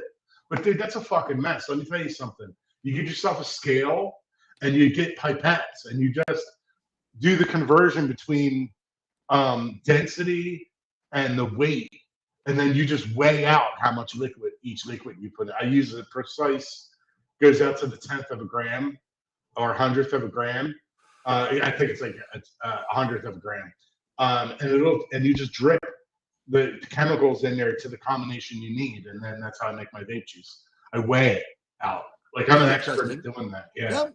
But see, all right, so I don't vape anymore at all, other than flour. I used to make my own, other than flour through my venti. But I don't do any more vaping. By the way, they don't pay for any kind of advertising to me. They don't give me any deals, any specials, any shit at all. I had to buy this, but for a very, very cheap price, but I still had to buy it. So I just show it because it's the best damn dry flower vaping device in the market. Cowboy, welcome to Highly Motivated. What's up, everybody? Hey, brother. What's up, man? This is Cowboy, everybody. Cowboy on the show. By the way, this right here is what the show's about, everybody. Just people coming together. This is vegetable glycerin, pharmaceutical grade. A lot of vegetable glycerin. Dude, it is. This would make 100 bottles of vape juice. And then this is strawberry flavoring, and this is pineapple flavoring. So I combine 80% this with 20% this, and then a couple percentage of nicotine, and that's how what vape juice is. I don't do it anymore, though. It's kind of the. But that's the thing. I used vaping rosin to help quit smoking cigarettes. And by the way, for your friend that requires that pain medication. Yeah, she's an elderly woman. All right, well, look. She doesn't have any experience with cannabis. I'm just fudge. All right, so make sure she doesn't go anywhere and she's laying down. And just close your eyes, and no matter how weird it gets, keep your eyes closed. That sounds really weird too. So a really small dot on her finger, not even a big one, like super itsy bitsy tiny. My hands going numb here. And I would be like, do that maybe once, try it, see what that does for you. I imagine that will help tremendously with the pain. I hope so. And but a very small amount. You can always work up. So not even a normal person's small, an elderly person's small amount. Because if she doesn't have a tolerance built up in any way, shape, or form, even the most itsy bitsy can rock her world. Right. She could black out from it, like have a head rush. No. I don't think blacking out. I think she might think she's like on a boat and she's gonna get sick. That's one of the biggest dangers is children or younger people who are, or even older people who or older. All people come to think about it. All people. You should not consume cannabis while operating a motor vehicle. I'm glad how you started with children. Children should not be operating motor vehicles. Well, that too. Because you can actually, you remember getting a head rush in your first early days of smoking? When smoking a cigarette, my first cigarette of the day, or if I hadn't smoked a cigarette in a long time and you give me a cigarette, I'll probably. Just like a head rush to the point where you're not conscious. You're like, you black out for 5 seconds, 10 seconds. That's dangerous. I think that's. I'm taking hits like that. No, I'm taking some that have knocked me out. Yeah. I took one where I passed out, and I came back and I was just like, I felt like it was forever, but it was like seconds. But I've come back and I'll be like, what the fuck? Or it's like as you're passing out, you're passing out, and you're just going, and you're out. Now, of course, people smoke in their cars, and you shouldn't. But I'm just Well, saying. people smoke and drive. Now, have you ever gotten a Yeah. hit like that while driving? That's my point. That's the danger. I know right there, yeah. somebody who that's happened to, and actually that made that person stop smoking while driving. Right. So That's the big danger right there. I think the number so one. that person went through something like that. They were driving in their car, they took a hit, and they didn't hold it in long. They just took a hit and let it out. But it's like the way it Blacked hit them out. them, they didn't black out, but they started to. And Right. they're like, oh my God, what Yeah, was that? And they're like, holy Oh, shit. that's good. They didn't go all black out all the way. And while they were driving, that right there, that person told me that it scared them enough that they don't smoke and drive anymore. So And this was a notorious individual that smoked and drove, or drove and smoke, or was a driver and a smoker driver. But I think the big deal for me is at this point is I can smoke weed and escape. I can smoke weed and have community. I could smoke weed and jam guitar. I could look at porn and smoke, right? Like I would oh my rather God, play Chris, guitar thank you, than Chris, look thank at porn. You know, so like that's my whole point. Like if you can like do I something can do everything creative, and smoke. Holy shit! looking at porn is like the last thing you probably want to do. But here's what I'm thinking: like you know, when people do like opiates, you know, people that smoke crack, people that do heroin, every one of them I've known has been in a box where they get their stuff, and then they're like, "Oh, I can't wait to go home and just chill out," and they go into a box with their drugs. It's not like, "Oh, let's get some heroin and do it together to be joyful," or but you see that. But well, on the other hand, all right. So okay, I think what Chris is saying. Look, I mean, yeah, people on the harder drugs, it's usually a very singular thing on their escapism own. thing. It's Very escapism. solitary.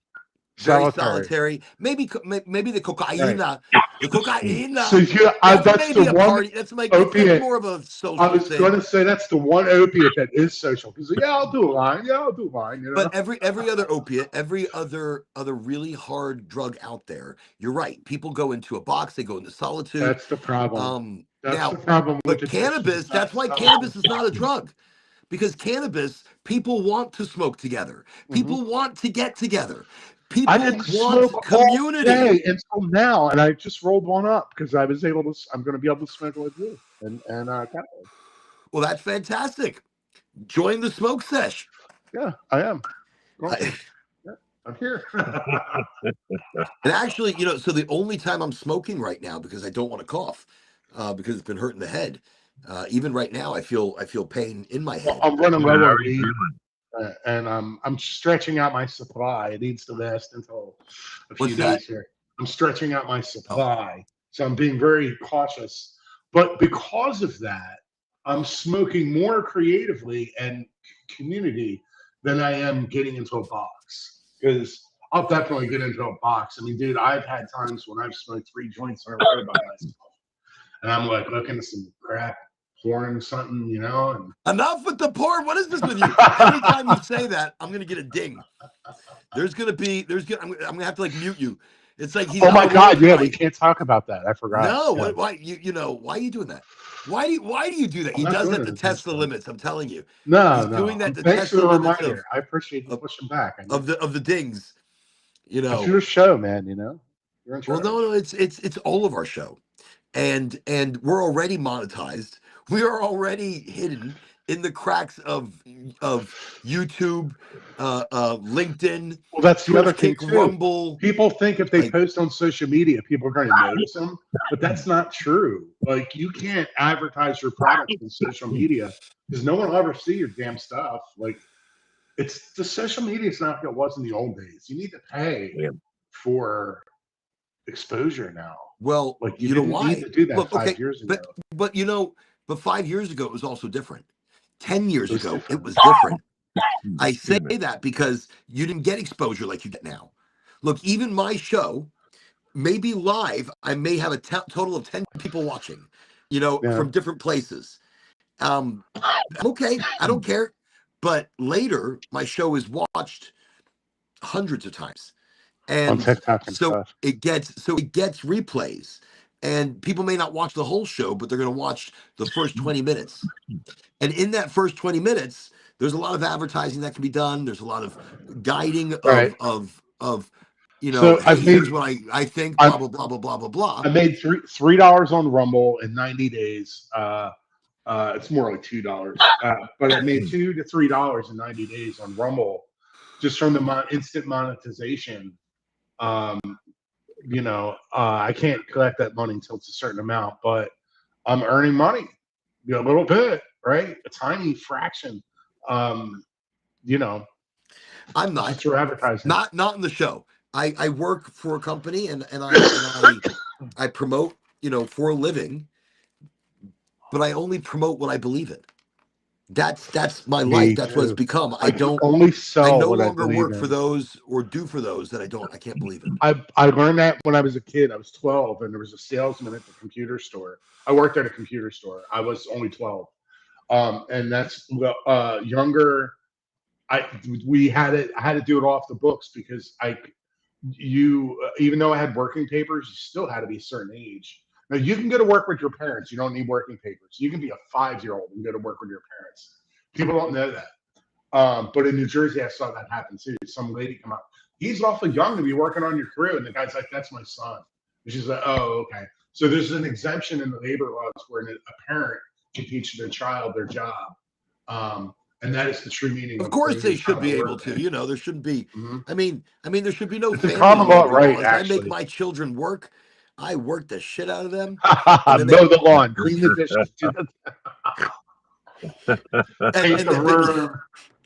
You got a little workforce. I'm like, well, no, and you laugh, but I've been doing the dishes, I've been doing the laundry, I've been cutting the grass.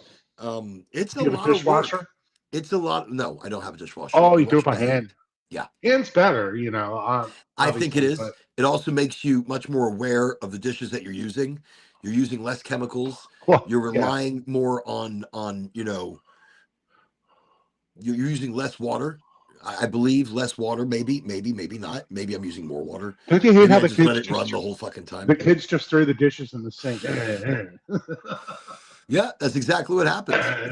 But it's you get used to it. I had a brother who was like an adult, and he was still doing that. I'm just like, dude, really? But I think my children seeing me do dishes, they do dishes. My That's children good. seeing me mow the lawn, they mow the lawn. Well, that's good. My children seeing me out there picking weeds, they pick weeds. My children see me smoking a joint. Actually, my kids don't smoke. Only one of them do. That's it. I've never had Isn't kids that of my own. crazy? I've always been the One uncle. of my adult kids smoke. That's it. I've always been the cool uncle. Take somebody else's kids to the skating rink. I was always the uncle that the family, the European family, warned all their kids about. Don't you turn out like him. I was always the uncle. Like I'd show up and they're like, he's here. He showed up, or like usually I would my dad would be like telling me, my mom and dad would be like running off to England, right? And this is when I was younger. So the older I used to travel with them all the time. And so the older I got, I didn't get to travel as often. So there would be years in between where family overseas wouldn't see me. And so at the time I was an adult club DJ, which I was a titty bar DJ for a very long time, people. Wild time. Girls, Look, Motley Crue. I love girls. Motley Crue. Love Motley Crue. Man, look, our next dancer, that's the kind of music that makes money. Look, but anyways, just to finish it. So I would kind of like sneak over with my dad or my mom going to England, and I wouldn't tell anybody over there, and I'd just show up, and then here I am. They're like, oh shit, he's here, and they'd grab it. Look, you remember the one I was telling you about, children? Do you remember the one? He's here. I mean, it's like I would love to. That's funny. Just surprise people. So, but no, it's funny. You're singing some Motley Crue songs. Yeah, well, the uncle thing. I was Uncle Chris, and so that joke stuck. Well, you wouldn't be like Uncle Larry. And it's easier to say, "Oh, my mother's roommate's best friend's this brother," or something. Like, "Oh, my uncle," because it's like, "Oh, he's going to pick us up and take us to the skating rink." Well, if they knew it was just some random guy, they wouldn't allow that. Of course not. No, of course not. So, but Uncle Chris hey, that changes the whole thing, man. Oh yeah, Uncle Kurt's a good guy. I was too. I was a good guy. He It was, you know. in past tense. But like, if the kids were like, "Let's get a fifth of Jack and a," you know, I'd be one of those guys. See, that's where it's not good. But like, You got to draw the line. You got to draw the line. You know, I was always, you know, as cool as I am, I also understood that if I upset their parents, right, then I'm in deeper shit. You know, they were gonna sit the posse is on Broadway, and it is coming to my house. So no, I think right there. Look, in life, we learn some interesting lessons, and I don't know what the fuck we were talking about. By the way, I have no clue. I'm not a clue, people. So I'm just gonna let you know. I'm being the not a cool clue. uncle. So listen, wait, really quickly before I forget, Cowboy. I got a friend of mine reaching out to the glass factory in Jacksonville because they won't get back to me. So they are going to get to them, and then they're going to get back to me. Excellent. I like the location. I like the place. I checked it out. It's awesome. It is awesome. And there's multiple stages. You can have one inside, one outside. I think once we secure that, everything's going to roll or smooth like butter. Smooth like butter. Yeah. And I'm very excited. I've already been putting together many plans on my end. And what we can do there. The Cannabis Science Fair in the middle of that place is going to be genius. Right there in the middle with the roof above us. And it's gonna be amazing. Amazing, people, amazing. And that being said, I think this is so hopefully the glass factory in Jacksonville will be the location. And 4/17 is the dates we're looking at next year, 4/17/27, the weekend before 4/20 and Earth Day. It is a combined celebration. I am super jazzed. Oh, me too. Super jazzed. I think the closer we're going to get to this, it's going to be a sellout type of event. And again, this is going to be for next year, 4/17/27. This is a actual celebration of 4/20 and of Earth Day. Hopefully at the Glass Factory in Jacksonville. Now, That's what a does great this mean location. for? It is. It's an amazing place, and it's got a really cool bar next door. That's kind of like a speakeasy of sorts. So I mean, we've got great, and I think they can hold like 4,000 people, and that answers everything right there. I think we're gonna have it's gonna be enormous. I think there's a bigger societal thing with cannabis and awareness because Texas should have never passed that stupid law. They should have went the other direction and made things more legal. Well, we're talking about Texas. They wouldn't do that. You know, Texas would not do that for any reason. They are run not by the money; they're run by religion. See, the right. Baptists run Texas, and the Baptists' money, or the far right evangelical, Very conservative. Don't want people doing weed. Well, they feel like it's the devil's lettuce. It's the devil's lettuce. It can be. It is Satan. It can be. Plants. That's what I'm saying. It could be bad. 7 days in one seed, man. Bad it if can't you're be in a bad. box. There's nothing bad about it. Good if you're in a community. You know. I think cannabis, even when used by people that use harder drugs, it eases some of the transition. It eases the pain. Look, cannabis does amazing things. And with your old lady friend, I'm telling you, minute, not even a look. Not even just enough a little to make bit. The pain go away, right? Like we're talking, right? No, not even just enough to make the pain go away. So you can do things in incremental. And I keep thinking about it because you can give her too much and you're going to freak her the hell out. Right. You want to paranoia and stuff too. So what I'm going to do, I'm just going to show you the most minute. I said right there, minute. Yeah, because you'll hallucinate, man. You take too much. Yeah. I'm a witness to that. Okay. Do you see what I've got here in my finger right there? Yeah. That's too much. That's it. Probably. Right. No. It's a very small amount. Okay. This is not even a full. But actually, this wouldn't be too much. This would be. I mean, and then you're just gonna Amazing. It's about the size of a half of a grain of rice. the size of a grain of rice. Exactly. A grain of rice is That good. was delicious. Whoa. But yeah, I have but the this size of a headset. grain of I'm ready rice. to sell ShamWows. I'm ready to do And conference calls with business start it. people. Listen, start it super tiny, because if she says to you in an hour or 2 hours, is like, it's taken my pain, and I feel better in 2 hours, maybe 3. And she's like, but I've still got pain, so I trust it to go a little bit more. Do another half a grain of rice and do it the same way.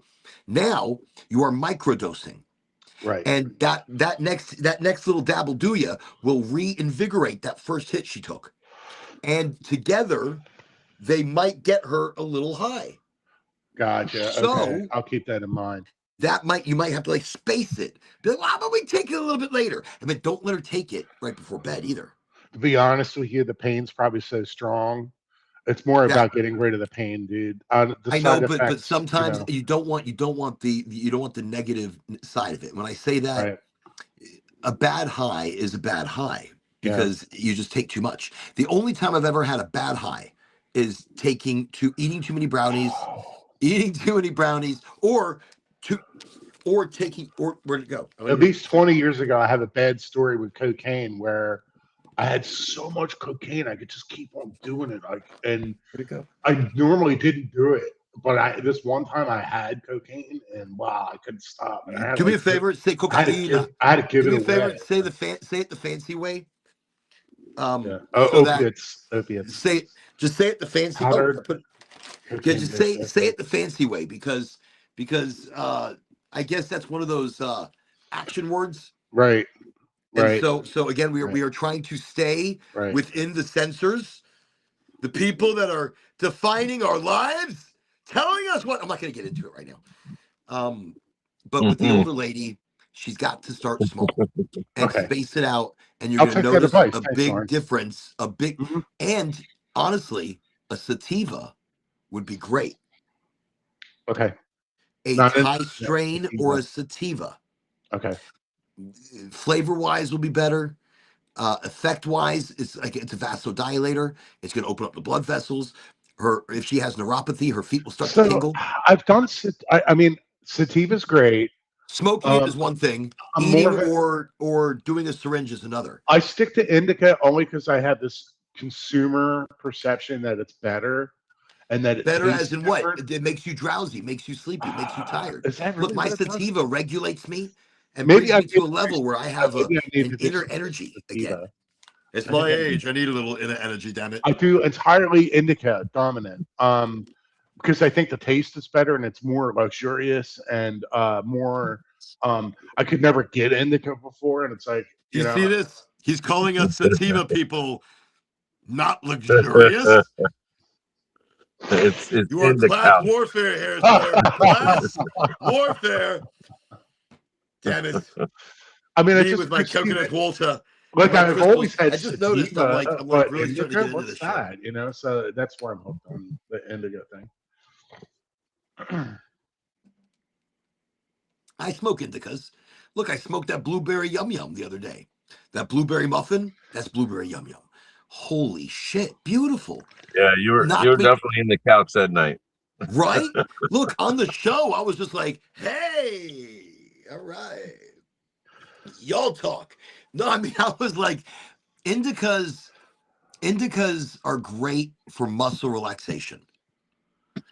But if you have a brain like I have that never shuts off, no matter what, indicas do not shut off my brain. My brain will keep going, but my body will be like, huh? I'll be on a couch trying to reach for something, nothing moving on my body, trying to reach with my brain. My brain will still be going 1,000 miles a minute Right. while my body is melting into a couch. So then that gives me anxiety. So Interesting. indicas can give me anxiety. I'm gonna maybe get a little Sativas, bit of sativa and see, man, to see Well, what see, I'm talking about, just to see. try something high in THCV, like a Durban strain or a Thai strain. Okay. You're saying, Cowboy?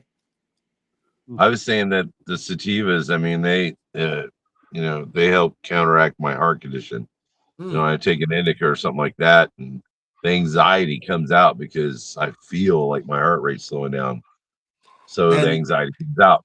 That's why I are like you my do you and you sativas. have a They keep me pacemaker upbeat. or a That's a defibrillator. defibrillator? So So he has a if it defibrillator. goes too low, I get kicked like a mule. So, Wow. but it hadn't gone off. So I'm knock on wood. Knock on But wood. yeah, I Which mean, was I like a my sprite clear sativas wood. because I feel more creative too when I'm doing the sativas because I My feel like father had my a mind. defibrillator. Well, What's see, that? and he feels more. My father had a defibrillator, but he was a frail, shrunken man, so you could actually see the defibrillator through the skin. I don't know if they made them smaller now. I don't know. No, mine's about the size of a Matchbox car. Okay, So it feels like I have a Matchbox car under my okay. skin. Can you So, see it? Probably I can not. It's feel it and no, you can, I mean, you can't really see it, right. but, Okay. Yeah. and the doctor did such an amazing incision, you can't even hardly see the scarring. And it's only Cool. about 2 inches long. So, yeah, it's not bad, but it's weird. Like I said, it's a weird sensation because you always have that. You can feel it. So It's how So the did there. sativas, did you get but you've been smoking the sativas, and sativas keep your heart rate up. They keep my heart rate up. They keep me more Okay. active and Okay. I want give me everybody to energy. hear that right now. If his heart rate drops below a certain level, he gets kicked. He gets a jolt, like a zzz, and so that it defibrillates his heart back, back in the normal beating motor, like a pop, pop, pop, pop, pop. Right. Cannabis, though, keeps his heart rate high enough that Yeah. he's never had to rely on his defibrillator. Wow. And That's you pretty talked to cool. your physician about that too, right? Your doctor. Oh yeah. Got that right. Yeah, he knows. Yeah, he knows I smoke. That's awesome. And I always tell my I hell, think he he doctor said lets he me that. ride advised roller it, or coasters. I, there's He told doctor. me, he said Yeah. there's nothing I can do about the condition. I just have to watch myself, take my medication, make sure my heart rate doesn't drop and get that. So And I guess you heart had rate some ain't dropping on a incidents. roller coaster, You you had know. incidents that led you to needing a defibrillator and knowing that that was an issue. I that's guess. nice. Yeah, Just letting people I have know I'm what they call drinking coconut Brugada. water in case you're It's a very curious as to rare what the price is. disease. Okay.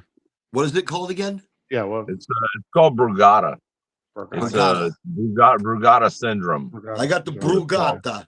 I got the The Brugata. What do Brugada. you have? Yeah. I got Brugata. It's like So, maybe I guess an Italian guy, um, must have Maybe. so must have 50% of medications Brugata. prescribed are Well, not they say, effective at treating what you're doing. So that's why they switch up the meds so much until find something that well, works. the one I'm on is amiodarone, and I'm on a half a pill of that every day. And what that does is it regulates my heart rate, keeps my beat going at a Cool. single rhythm. Okay. Because that's what Brugada is. Brugada is a normal rhythm heart, but then it'll start to flutter. And when it flutters, it's not producing blood to the brain, no gas, engine cuts off. Right. So yeah, so you have to make sure you're staying hydrated. I take potassium to keep my potassium levels up because Right. that's There one could of be the things. cavitation too when your pumps don't work right and things like that. Well, my heart's healthy. I mean, everything else is good with my heart. It's a scarring of the lower ventricle, and it's a birth Okay. defect. And they I say like gotcha. 5 out of 10,000 people have it. Well, So, and Most the uh, doctors wild don't even know thing, what it is. right? And he didn't Yeah. even know he had it originally when he found out, is because he died. so they did find a new, recently I read a science article. If you look at a heart cell under a microscope, it beats like a heart, by the way, which is a weird thing when you look at it.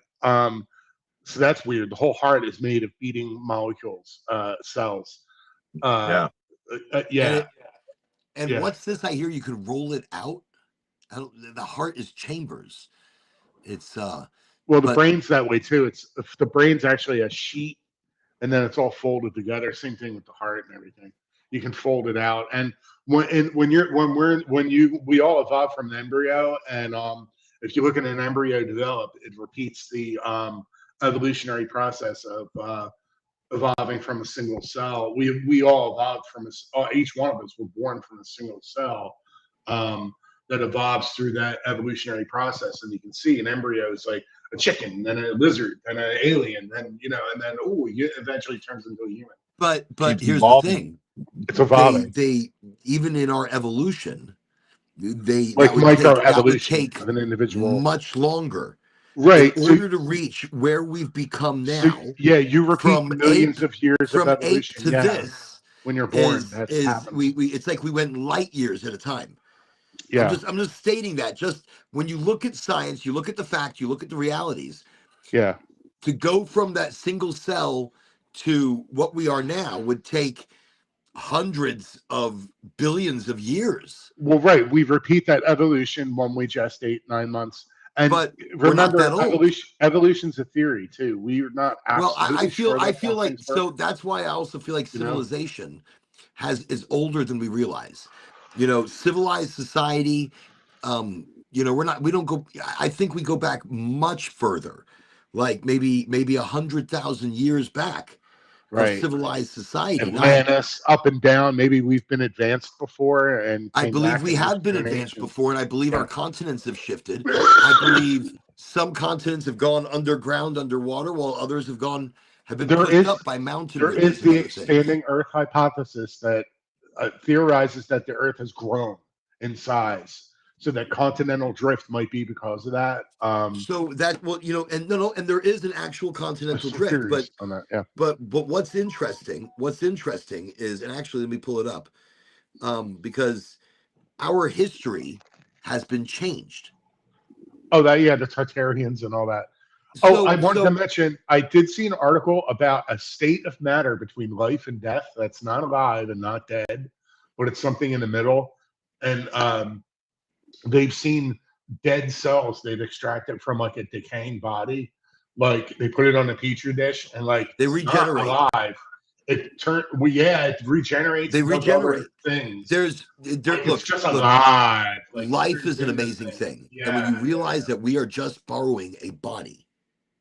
Yep. Just So, right. just so we were talking about the weirdness of history, right? Mhm. And so one of my little research Yeah, topics, and it was like a people brain that fart, win the and I wars heard like it the history. somewhere. I heard it somewhere, and it just blew me away. And so one of the proofs that they were trying to erase old history, They do. that they were trying to They erase do. civilization. So I hope you're ready for this. In the 1800s, in the 1800s, we started having major fires in every single city. Name a city, and look, New York, 1835. And Right. these are That's major fires where the whole fucking city burns. right. Architecturally, old civilization, museums, art. Chicago had that, right? The big Well, Chicago fire we've heard about. Chicago was And they've rebuilt 1871, Chicago. and then 1874 because they didn't get it all. Look, New York is 1835. Pittsburgh was 1845. St. Louis, 1849. San Francisco, 1851. And then 1906 after the earthquakes. then Portland, again. Maine, 1866. Chicago, 1871, 1874. You're saying something? No, I was saying San Francisco's burned a few times A few after times. earthquakes, certain areas. Boston, 1872. Seattle, Spokane, 1889. Jacksonville, Florida, 1901. Burned to the ground. Wow. The entire Mother city. Nature takes tornadoes, fires. So, They reclaim look, Atlanta, that civilization, right? 1917. 1864, but then 1917 later on. Look, these are major developmental cities where civilization may have been set up 1,000 years before, 5,000 years before. I mean, maybe we are covering up multiple different cities and generations. You can still go to Miami. And Andrew happened in 92. And I remember what it looked like. Now, there's a lot of developments that are still like grown over. People left. They got their They money left. and they left. But these places are made of concrete. These places are made of Yeah. steel. I mean, back in the 1800s, it was all wood. It was Yeah, all wood. and A all of lot of that those destroys homes, and disappears. well, a lot of those homes, the walls fell in and stuff. And Okay, Yeah, it was Andrew was pretty pretty crazy. You get the yeah. foundation that's left over a lot of the things, because I know there's like old prayer houses around New Jersey where They just let in them grow over. You're Haddonfield, right. and it was like an octagon, and you see these octagons, they're like, what the hell are these? And I would ask people, and they're like, oh, that's from old meeting houses they used to have with the octagon, like a prayer house or something. But No, that's the interesting. foundation's still there. So I wanted to mention a lot of these cities that burned down, by the way, they were rebuilt, okay, with different architecture and completely different street layout. So they Yeah. rebuilt these cities not as they were, but it's like they had plans. Well, think about Each it. one of St. these cities. Augustine, they're finding old ships and stuff in the middle of the streets in St. Augustine. That's right. I've heard about that, and they're excavating. That's amazing. I mean, and that's what I'm saying. They were hiding or building over, the boats that were there. And look, older buildings are being demolished instead of restored in Yeah. areas where they had these fires. So were they erasing evidence of earlier civilizations? So I love, I don't know. yeah, I Like they love, erased evidence of cannabis and cannabis like the use Tartarians. up to this Same point. thing. You hear about that.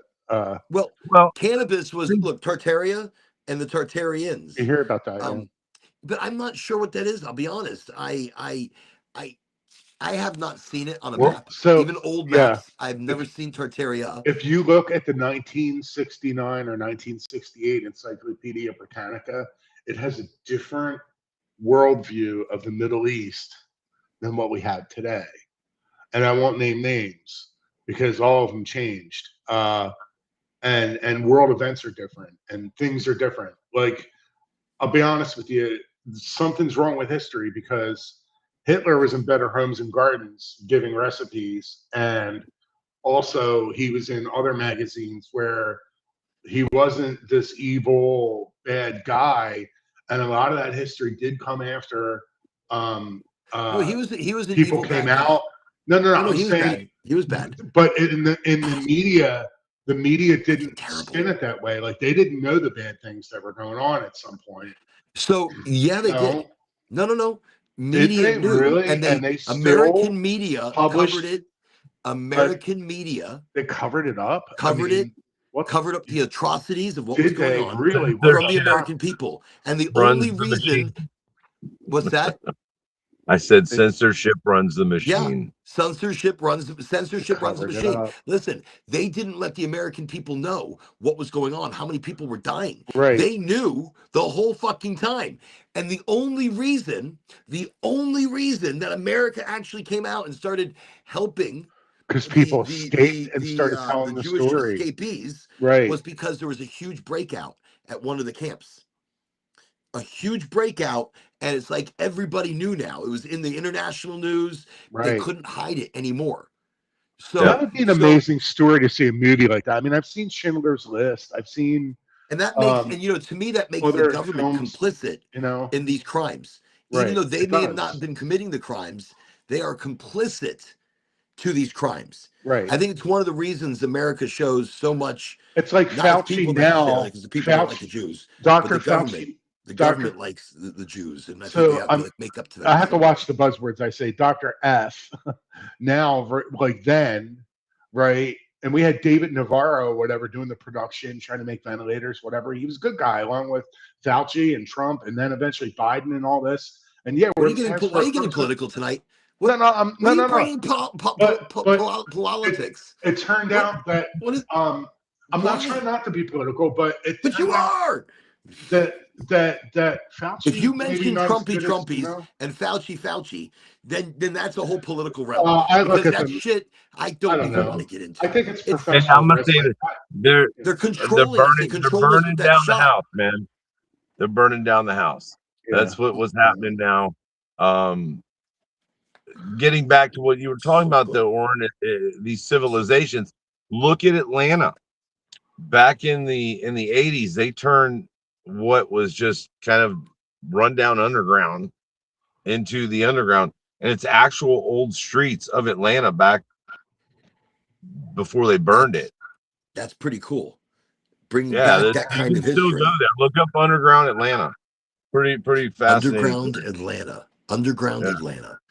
Yeah. I will check it out. I Yeah, will New check it York out. Yeah, has a because the city similar just built over underground, it. and Well, they right, do. They that's just build happened. cities over it. In London, Yeah, I walked actually through I've underground heard about this. streets that used to not be underground.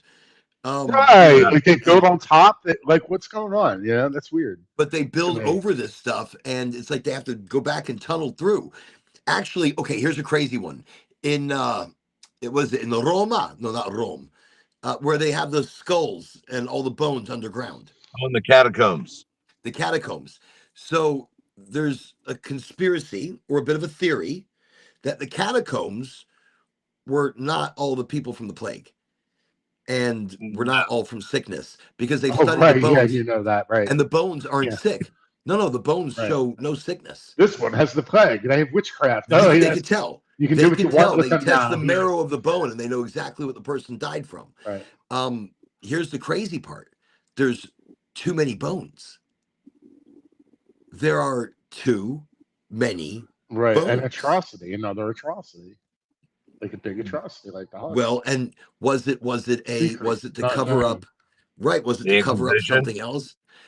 Maybe Inquisition. A lot of people died. A lot of Oh, people died during those times.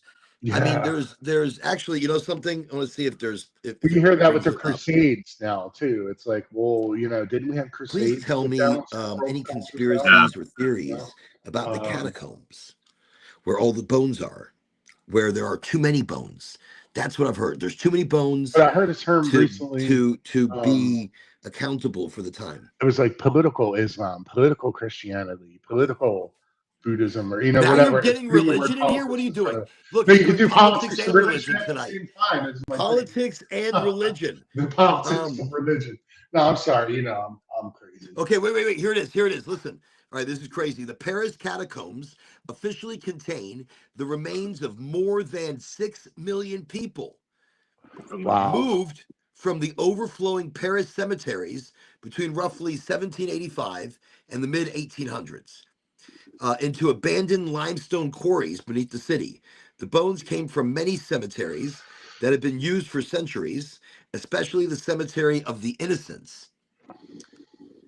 But people are saying there are too many bones. This is probably the most common claim. Some argue that the 6 million skeletons seem impossible for the population of Paris at the time, and absolutely impossible.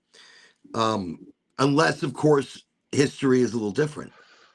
And some places were much more, because look, history is written by the winners. Okay, wait. Yes, it is So definitely. historians, we see that represent generation. Cemetery plots frequently used, accumulated the remains. So it doesn't account for the bones from all the cemeteries. So they could pull all the bones from all the cemeteries in all of Paris, and it would not be anywhere near 1 million, 2 million bones at best. Yeah, but there were so many battles there. Even when it was Frankio or whatever it was, The back Franks, in the day, with the Vikings and all. I mean, there's been so many wars. that's So, true. the Inquisition, the French Inquisition. I mean, they killed a lot. The Black Plague. The There's been a Black lot of Plague. death. A lot Europe of death. dealt So, with an incredible amount of death. Yes. But some say it could be a forgotten civilization. yeah. They speculate the bones belong to an older civilization that was wiped out by a catastrophe before recorded history, and that the official explanation hides a much older event.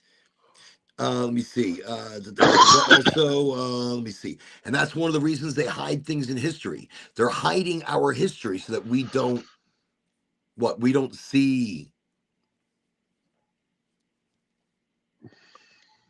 Think I of don't know. this. So we don't know the atrocities or how far back our civilizations, our histories actually go. I mean, they're hiding what mass casualty events, plagues. I mean, you even Yeah. said it. Dramatically, let me see the number of people who died during repeated plague outbreaks famines, war, and that the catacombs preserve evidence of those forgotten deaths. Well, I feel right now they're trying to rewrite the whole rules of how Americans should be, and Well, they're making it a little bit more than apple pie and hot dogs. It's it's kind of crazy, the situation that's going on, because it does make me feel a little bit like genocide with all the crap they're putting in our foods, and you see these other countries where they eat very well. they Most of eat them eat great. They eat vegetables farm to table and pretty fish much. I and mean, they're fresh. doing. Exactly. And and then you see what they're feeding us. I mean, and Well, part of that has to do with there's so many people that are in the country who are not here legally. Um, and I believe me, I know someone who was now an adult, and she was here when she was 6 months old. She was American as apple pie. But so there's cases like that. Um, but there's so many extra people here that the rents are high, the food is high, and most importantly, the job market. I'm looking at things on LinkedIn. People are putting out thousands of applications for jobs and not getting callbacks because there's no jobs. And yeah, the younger kids are buying pizzas and doing like four affirm payments of like $7 each for a pizza they bought weeks ago.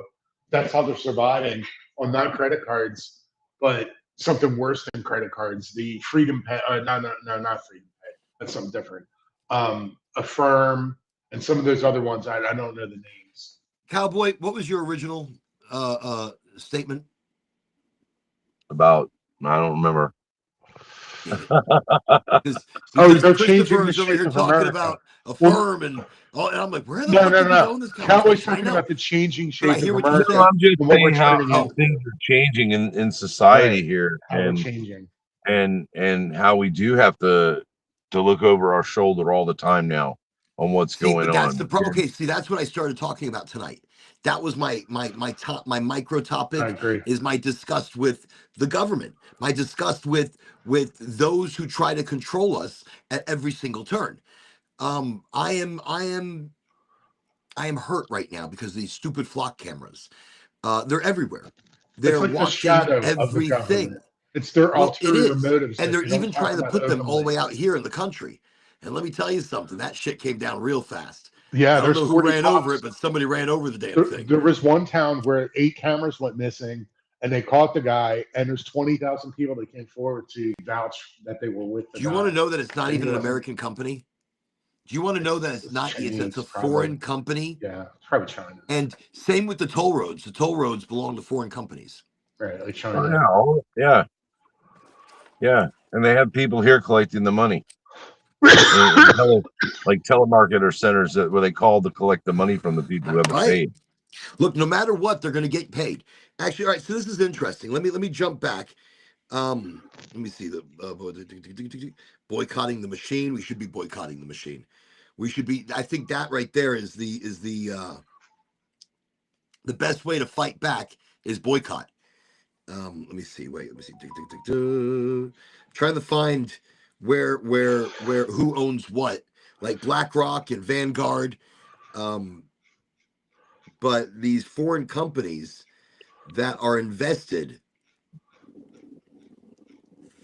Well, think about this. Think about what I'm gonna say here.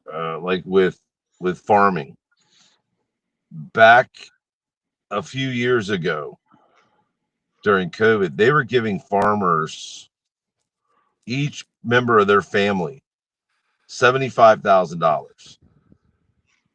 These guys went out and they bought tractors, financed them. They didn't buy them outright. They financed them. They went out and bought big pickup trucks and nice boats and all that. Now they're losing all of that. They're having to auction all that stuff off. The prices of food has skyrocketed, and Food's crazy, no dude. one's they're not coming to their help. But there's people in our government buying up all the farmland. There is a organization that is buying up farmland just astronomically at these auctions. And I That's think it's wild. just like it's Well, I mean, almost look, a there are setup. foreign Like they entities did that it are on already purpose operating here. because they knew these people would go out there. They preyed on these poor people out here in the South that are out there that are not high up on education skills, but man, they can damn sure farm, and don't give them what they need to do. You know, they kind of, it's like scamming old people, man. It's disgusting, and I think that's what's happening with this right now. These big That's the, corporations scam I out the think we're smaller guy, losing. We are and losing to big corporation. Yes, I think that right there speaks volumes. I mean, look, you've got a handful of people running our social medias. You know, you've got right now, you know, you've got maybe 10, 15 different people that are people of power that are deciding the direction of everything. I mean, we need to maybe boycott. That's when they listen. They listen when their pocketbooks get Look, hurt. I you know, mean, we first print off, your money. Zuckerberg We and control Elon. everything. That's not gonna happen. lobbying, it was the worst thing to ever come to government. It that and I mean, just that needs to go away because Yeah, there's whole buildings in Washington D.C. that are lobbying firms. You know, corporations shouldn't be involved with what's No, going they on in shouldn't. Washington. By the way, King Swish, welcome to the show. King Swish 420. Welcome. Let me see how hey, you King greet that Swish. boy. So wait, Cowboy, you were saying? I just don't think lobbying should be allowed in government. You know, No, these big absolutely not. corporations get their hands in it, and you know they get kickbacks or deals made where they See, can that's the pollute problem. the Exactly what you just environment said. and These stuff people like are this. getting kickbacks. Yeah, They're getting benefit for destroying our lives. They're getting bonuses for voting for something that's poisonous. I mean, look, the fucking Trumpy, you know what he did? He signed a bill allowing forever fucking chemicals sprayed, yep, preservatives sprayed onto our vegetables before yep, they're even picked. yep, So, yep. and And they're got rid not of the doing it to EPA. help us. You know, he made $2 billion last year. He made Oh yeah, $2 billion as president. yeah, Holy yeah. shit. Got rid of the EPA, the CDC. I mean, And all he's these crap. pushing I mean, chemicals that are everything. going to kill us. Well, Kill us, people. I heard he got rid of all of the funding for just any kind of thing the government was funding, and putting it toward the war. Um, Another thing that disgusted me today, and talk about boycotting. Uh, I I love Disney World, man. I grew up there, man. You know, I grew up going to all the places in this area. Clinton's But managed today brother. really disgusted me. I heard that they spent they're going to pay $300 million and rent out all four parks for the day for the whole presidential group of people, all the senators, their families, and all that. And here we are in the middle of a war. You got people hurting. The gas prices are astronomical, and we're going to Disneyland. It's almost like a victory slap in the face because that's what everybody says It at the is. Super Bowl when And they it's a win. humiliation tactic, And and and it's putting us in our and place. yeah, It's and you know, no, I've I been look, called a tree hugger and everything else, but you know what? I'm a son of a bitch that'll stand my ground when it comes to things, and that, you know, it really disgusts me because you see so many hardworking people in this country, uh, all ethnic groups, man, and they're busting their ass and they're paying their taxes and they get spit on, taken advantage of, and it's deplorable because that is one of the things that's wrong with this country. Is this country is supposed to be for the people, run by the people. We elect these officials to go up there and listen to us, and that's the Right. problem with all these delegated areas where now they're cutting out certain people where they can't even stand up for themselves anymore. It's a game of chess right. He's right. and Game of Thrones, man. It really is, and it's just let me get off my high horse here. No, you keep going. Look, but you're absolutely Got me right. rolling, man. I sit in the quiet a little bit, but Well, no, look, there's we some are things in I'm this passionate about. system. We are rolling in this revolving system of serfdom and Yeah, kingdoms. And right, and even yeah, though they don't call it that anymore, we are still going through that. yeah. And just become a working class. We're always serving, Well, serving, serving. So here's the thing. That's what I'm saying. I'm tired of this. I'm tired of the government control. I'm tired of every new rule, every new regulation that they want to throw in there to watch us, to control us, to direct us. I don't want their food. I don't want the fast food. I don't need it. I don't want it. It doesn't smell good to me. It does smell good sometimes. I love something. there's a there's a song we wrote when we first got together as a band about almost 5 years ago, and it's called Chosen Few. And that's basically what I wrote this song about. And the all the stuff I was seeing and the envisionments that I saw toward the future. And I kept telling my wife, I think it's going for a one world order is what they're trying to go for, all these superpowers Correct. No, and to that's exactly. control The everything. but it's impossible And because not everybody's going to agree. And that's I think that's what's always going to hold that apart. They want one money. They want one. I mean, but look, there are entire lives traded on the money fluctuations of different countries. yeah, yeah. I Well, think it's, each country having their own monetary and their own money, they have to control what they have. They have to control what they're doing. And I think, it should be for each country to control their money. That way, you but all right, but at the same time you can get screwed over by somebody like George Soros, which this guy is notorious for going in and destroying countries and the valuation of their money just to make a buck. You see, Trump worked yeah. hard to get where he is. It doesn't take president's pay. He had daddy's money. That's how he got started. And Trumpy, I guess he worked hard. He worked hard to get in, and he made a lot of big promises. And I still believe because he's the president. You got to believe in the Look, president. If you don't, look. you're just going to be Okay, I'm gonna angry all say the that. time. I'm gonna say this: if you can trust somebody over the suspicion, Australia okay, loves Trump. his ex-wife, she was going in to testify that morning. What happened to her? Oops, she fell down the stairs, broke her neck, and died. Where'd he bury her? Out in his golf course. That's fucked up. His golf course. She's buried at his golf course, out in a bunch of weeds. His dad did work hard. You're right. His dad did work hard.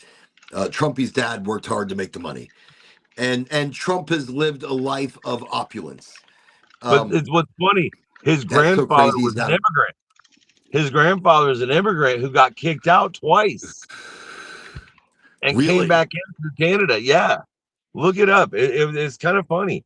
And he started brothels up in Canada and then moved down. Yeah, yeah. So there's a lot of funny things going on there. So Burying her on the golf course made it tax look it up. exempt.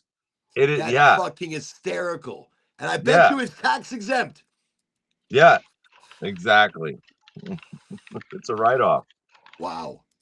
Wow. Yeah. That's wild. Look, look, look. So do we change it from the inside out? Do we run for Oh, office? what's the guy's name that just died? Graham? No, Lindsey. No, Yes, Lindsey Graham. Now, Lindsey what Graham. was his See, for somebody platform? like me that's not His political, platform, he he was attacked the he did. lesbian and gay communities and He was stuff a. I horribly. want to say he was very religious right. But did you hear what they found? All the stuff that's come out about him. He had people he was paying, sex guys Oh, like pool boys coming over to the house. no shit. Yeah, Wow. there's a So lot wait of a stuff. second. It There's all came out Tell us after he more. Yeah, died. yeah. We all want to hear this shit. So I mean, when you see this shit happening, it's like, yeah, what else is behind closed doors up in Congress? You know, See, I think the ones that are screaming the loudest are the ones that don't want you. Those are the ones you need to look at them. The ones that point the finger the most, look at them. You know, I think people should go after what's her name? But she's not Speaker of the House anymore, so who gives a shit?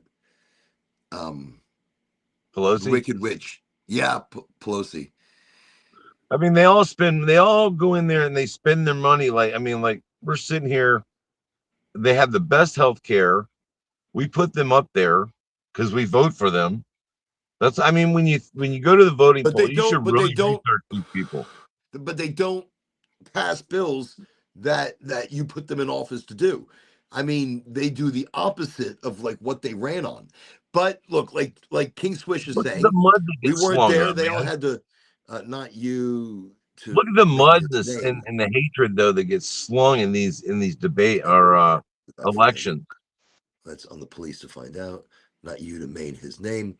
You know, when it comes to Trumpy, I supported Trumpy, you know, and the first time round. And there was a lot of promises that that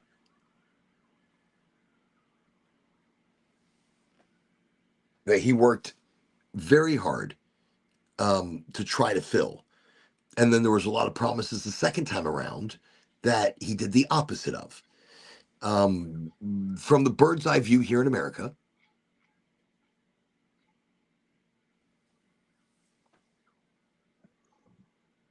watching who's got sirens? Is it me? I'm not getting pulled over. I'm not driving.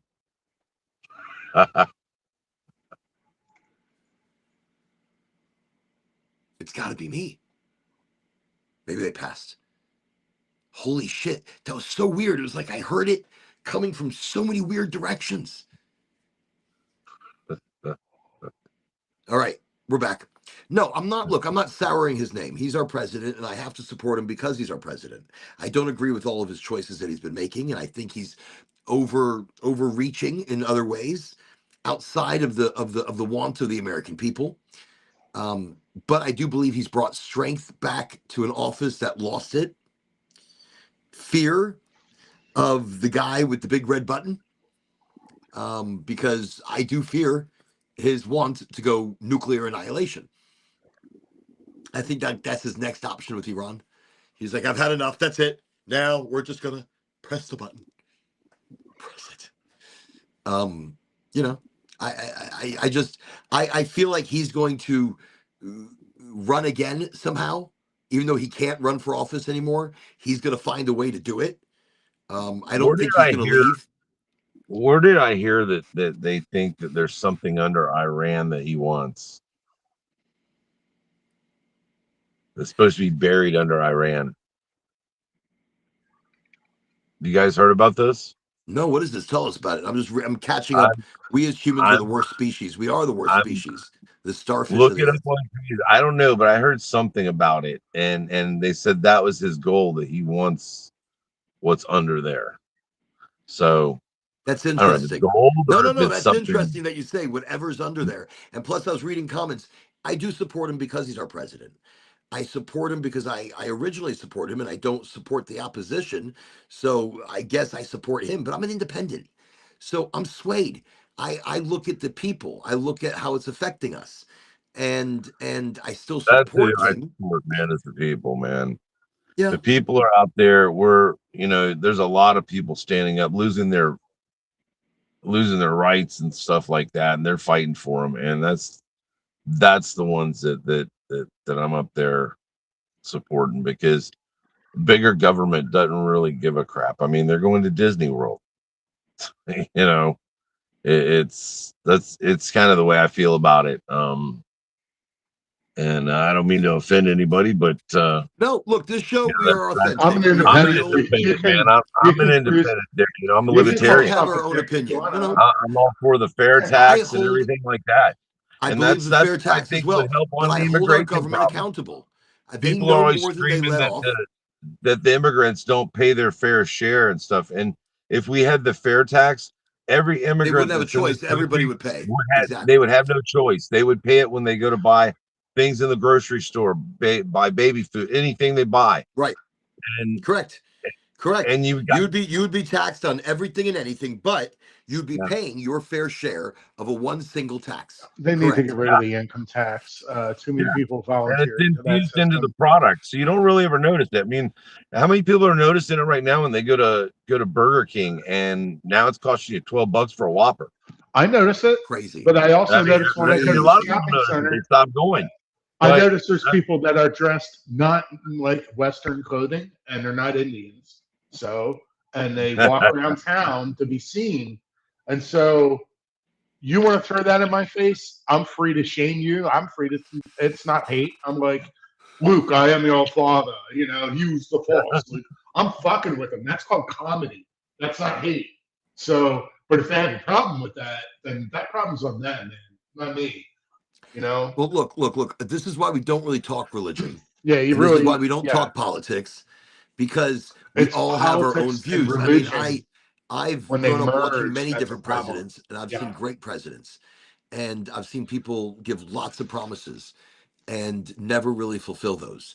So for But me, see, politicians are all kind of the same.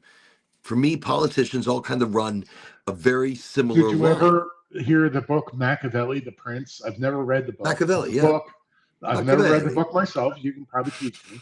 But supposedly the book is about this guy who has all these altruistic things. I'm going to make a better society. I'm going to feed the people. I'm going Socialism. to do all Socialism. this stuff. But when he gets in office, he learns that no, we have to kill 12 people a week to stop this evil plague. And we have the cabin in the woods where there's monsters and we need to do evil things. Like, you find out when you get in that there's all this evil behind the scenes, that in the shadows, that people didn't even know about, and you didn't know about either until you got there.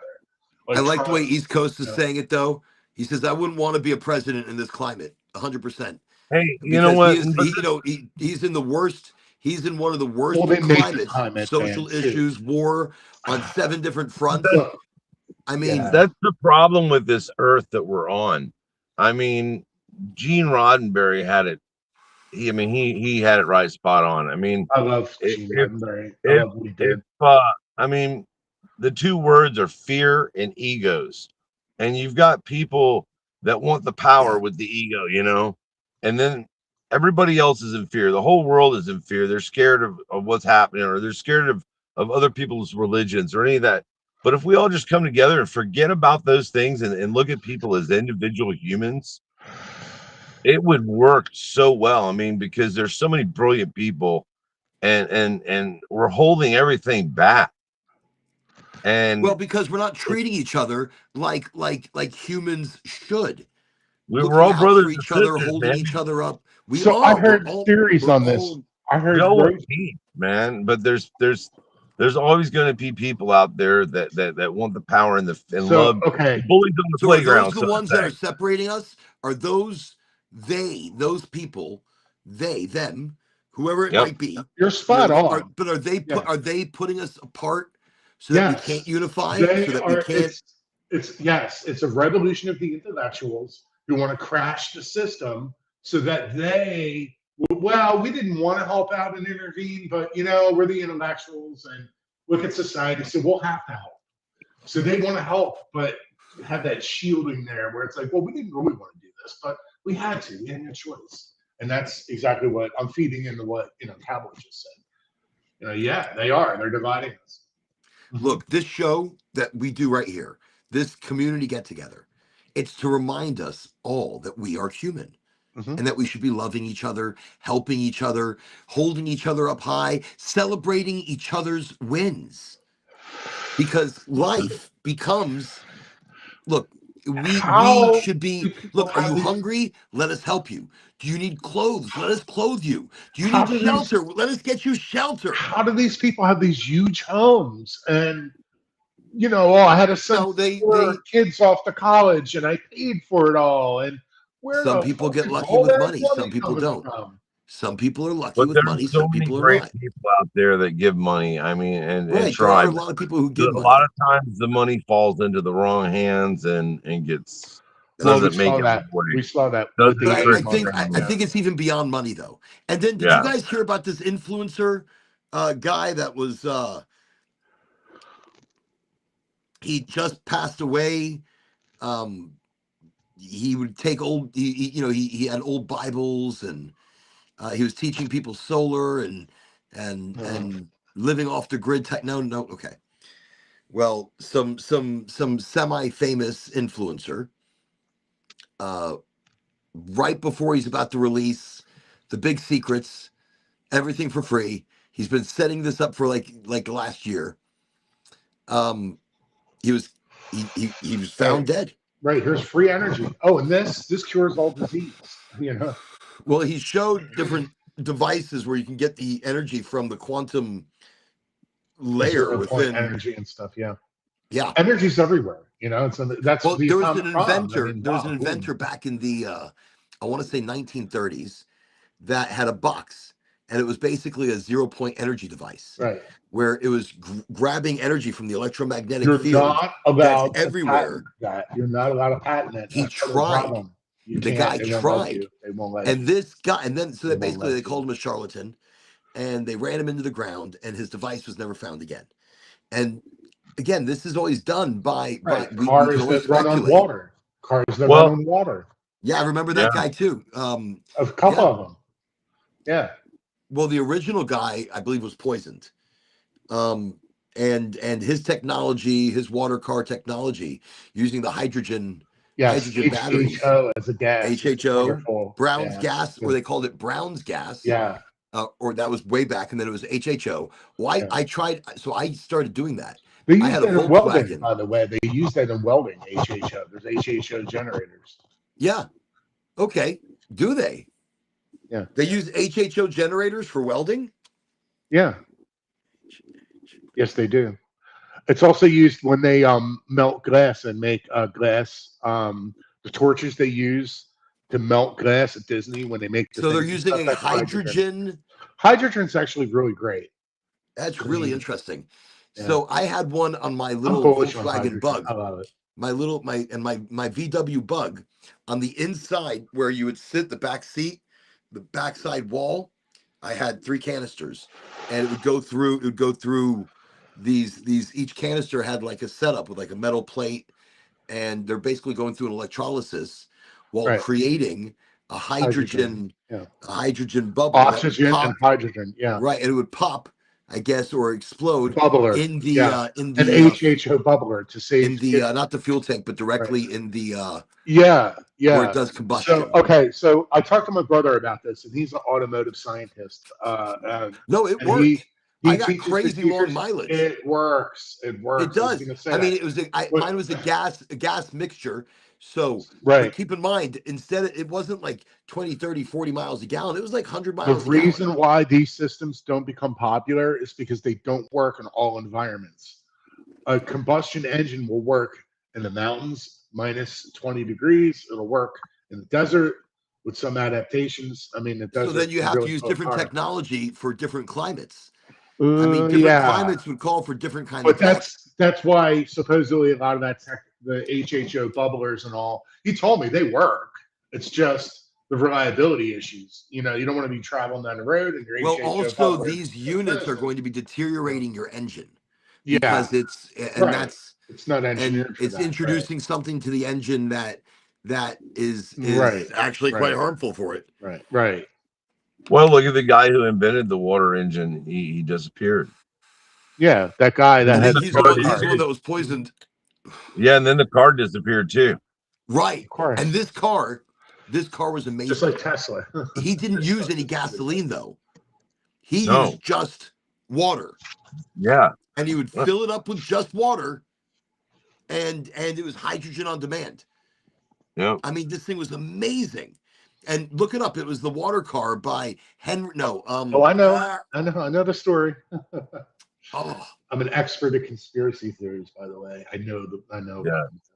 But when it comes to these things, I really think we've buried that stuff. Mm-hmm.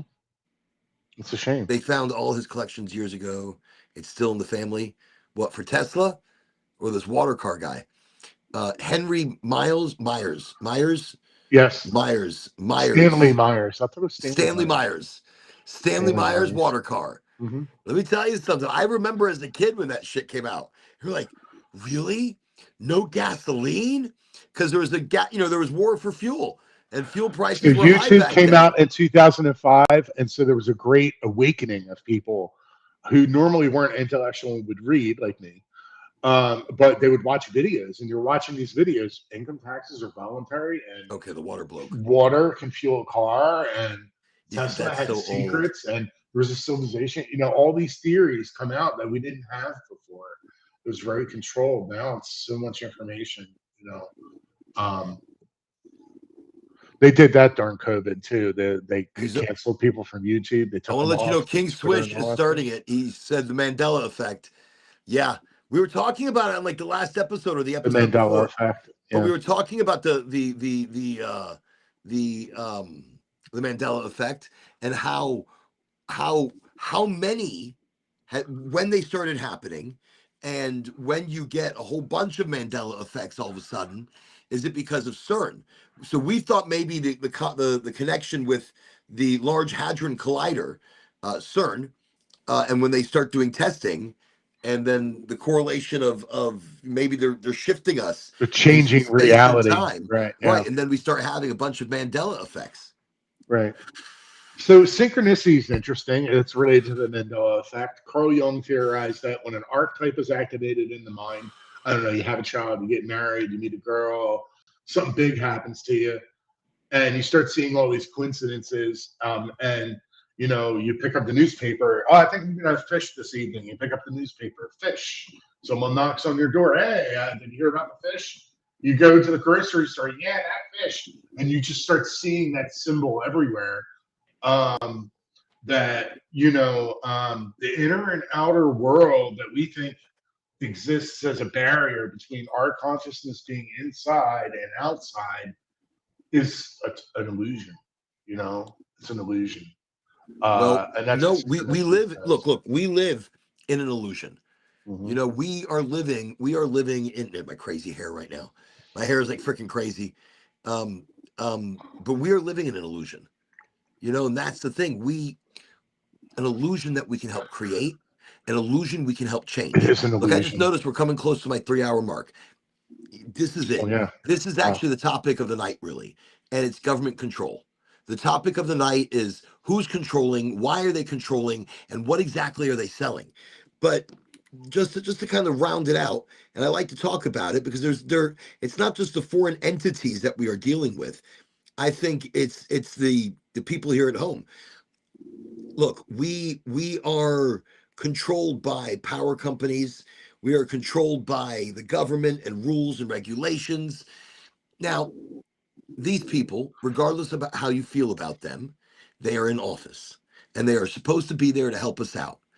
So as long as they are there with us in their hearts, I believe in them and I will support them. But as a community, we have power. As a community, we can make a difference. Now, is that difference in their pocketbook? Is that when they listen? Can we boycott? Can we start growing our own food? Repairing items instead of replacing them? Easier said than done. I know. It's all about conviction, how you feel about something.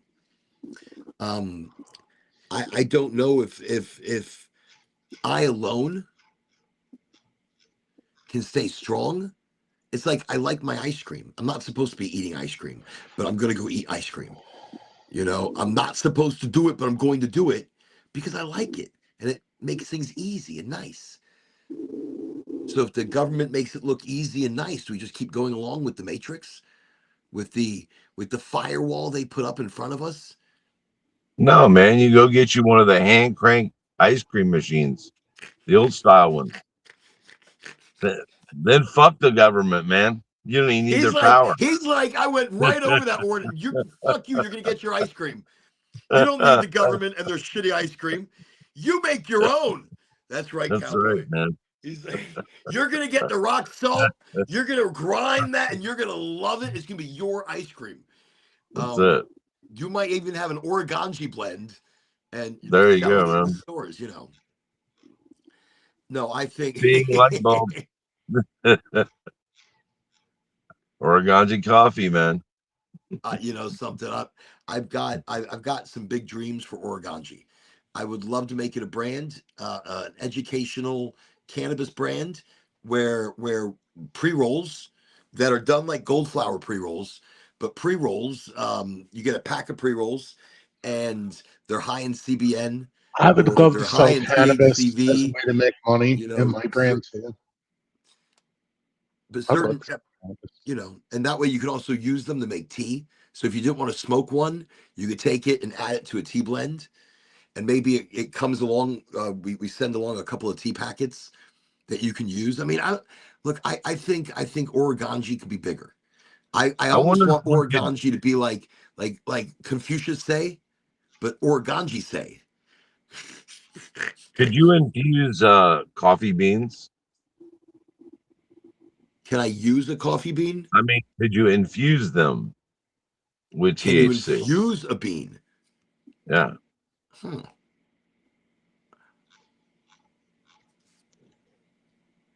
Maybe. I mean, yeah, yeah, because you could soak it. You And then could you have your, soak the bean in a THC solution. I'm just sitting here thinking about it, and then and infused then then coffees. you know, I've had cannabis coffees, and so far, I know an Oraganji coffee. You know, Mm. Oraganji all over the place. We do coffee, we do candy, we do sweets of all kinds. No, but I really want to do pre rolls because most of the world smokes pre rolls. Most of the world needs a quickie pre roll, and I want to do mine craft, beautiful. You know, maybe get it out there on a smoke shop level, recreational market before bringing it to a medical market. But that is actually what I'm working on. Would be a pre roll, and not as hard as you might think. Got a Some of the friend of mine crafted who does cigars, some. man. I tried making the cigars. I did, you know, those cannagars. Yeah. I did a 7 grammer, a 5 grammer, a 3 grammer. Um, they are awesome, but I feel like you're not getting like when we're smoking a joint, you can get a good pull on it. You get, I mean, it's different. You're smoking a joint. With those cannagars, it's like a cigar, and the aroma, that's all beautiful, but it's just so strong. It's just so much. I It's like smoked when you're, one down at Hernando Beach, man. It was from California. It was rolled well, they probably in had it rolled kief nicely. and oil, and Okay. it was almost like a moon rock. But man, it was a cigar, and I bet that holy, was cool. that was I yeah, bet that was cool. See, and yeah, but they're strong. That is yeah. strong. I mean, I don't, if I go to a festival or a party, sure, I could take a couple of puffs off of this crazy motherfucker. But I think we tried doing it on the show. On the show, I was smoking a 7 grammer or something. Just a big, one of those cannagars. And I think it fell apart on me on the show. It just, no. Um, but yeah, no, we've tried that. I really want people to try tea, and I want to sell them pre rolls that they can smoke or make tea with. And There you go. one pre roll would be 2 teas. See, so I'm giving them put a half a pre roll in a little tea steeper. There you go. Boom, boom, boom. That's my brand. That's I want Oraganji to kind of take over the Confucius. You know, Confucius was Confucius say he was the guy in the fortune cookie. I'm the guy inside the joint. No, maybe my No, papers. That would be interesting. Have a saying. I don't know. I'm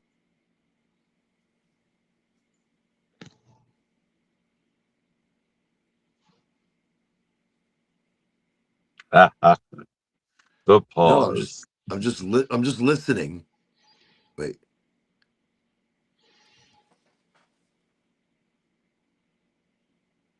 I am so high that Cat's the fucking with fucking you, dude. frogs and the cats, it's the cats and there's frogs. Frogs and no, I do hear something. I know I hear some shit. It's got to be the TV or something. It's got to be. Okay. So the frogs are freaking me out. The TV is freaking me out. The cats are freaking me out. Oh, look, we've gone past our 3 hours. No. I thought you were gonna say, look, a squirrel. All right, guys, Look, squirrel. I'm gonna jump. Yeah. It's been a pleasure, Cowboy and Oren. Oh, too, thank you. man. And it's always a Always pleasure take to care. have you, sir. We hope you have a East fantastic, Coast, everybody out weekend. there. Yeah, East Coast, King Swish, Yep, King Swish. all our people. Much love to everybody. You'll say, keep your nose I'll out see you of other guys people's on business. Sunday. Keep it out of Later. government's work. Me If you're too. not in the I'll see you then government, too. stuff Bye, to- Cowboy. You know, I don't know. See, I think for me, getting into the government would be like the biggest, you know, not just to have the information, but to be able to help rebuild something and make it better. Can't cry about it, then not do anything about it. See, that's the thing. You can't cry about it and not do anything about it. So running for office would be doing something about it. But then what makes me so different then at that point? Pre-rolls have come a long way in recent years. I got it, works. Mind you, I slow cooked mine. Oh, rest up, gents. Have a good evening, fellas. Yeah, everybody listen. Thank you. Thank you for coming to the show. Thank you for a Friday smoky smoke, talky-talk, chit-chat. Just 1,000 different topics all over the map. And you know something? That's awesome. That's unscripted. That's just life. That's just conversation. That's just shit we're gonna talk about if we're hanging out smoking. I'm like, and sometimes like, don't talk politics or don't talk religion, you know. And sometimes you get, and then people they get reminded. They're like, you know, you're right. You're right. You're right. Let's just smoke and laugh at each other, and let's talk about crazy shit in the world and how can we change it and what can we do. I don't promote violence. I promote awareness. We could run for office and make a change ourselves. I mean, what else can we do? We have to beat the system by being part of the system, by understanding it from the inside, so that way we can rebuild. Be able to see, or hold yourself to your own beliefs and let people see that. What makes you greater than the last president before you? If you were to run, I mean.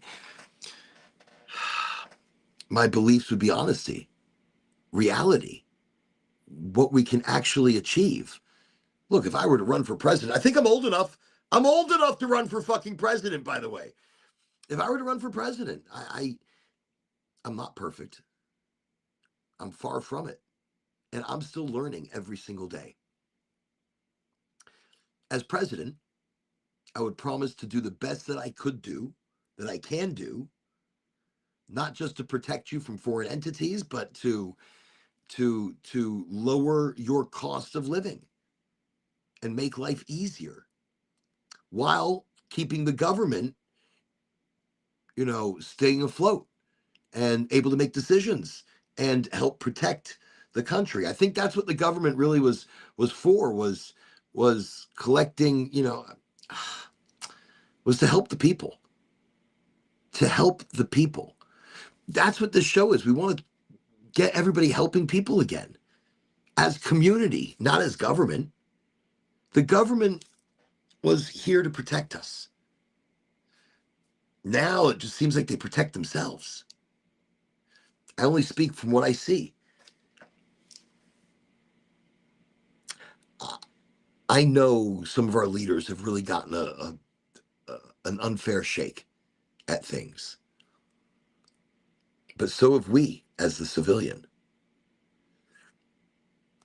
Life is great as long as you make it great. You want to change something, then you get on the inside and you change it. Maybe that's the answer. Maybe that's the way to do things. Not violence, not, you know, just do it from the inside. Learn about what you're taking down, what you're rebuilding. Stand by your neighbor like your fathers did, your grandfathers did. And I'd rather know I'd want to fight with, not against my neighbor. You're right. See, that's a big deal. Neighbors used to stand together next to generations of family, and they stood up for their rights, and they would fight for their rights. They would protest. They would boycott. And these large corporations now that are you feel like they're untouchable. I think through community, we make a bigger effort. That's all. So that's why I try to bring awareness to the show. So if I were president, if I'm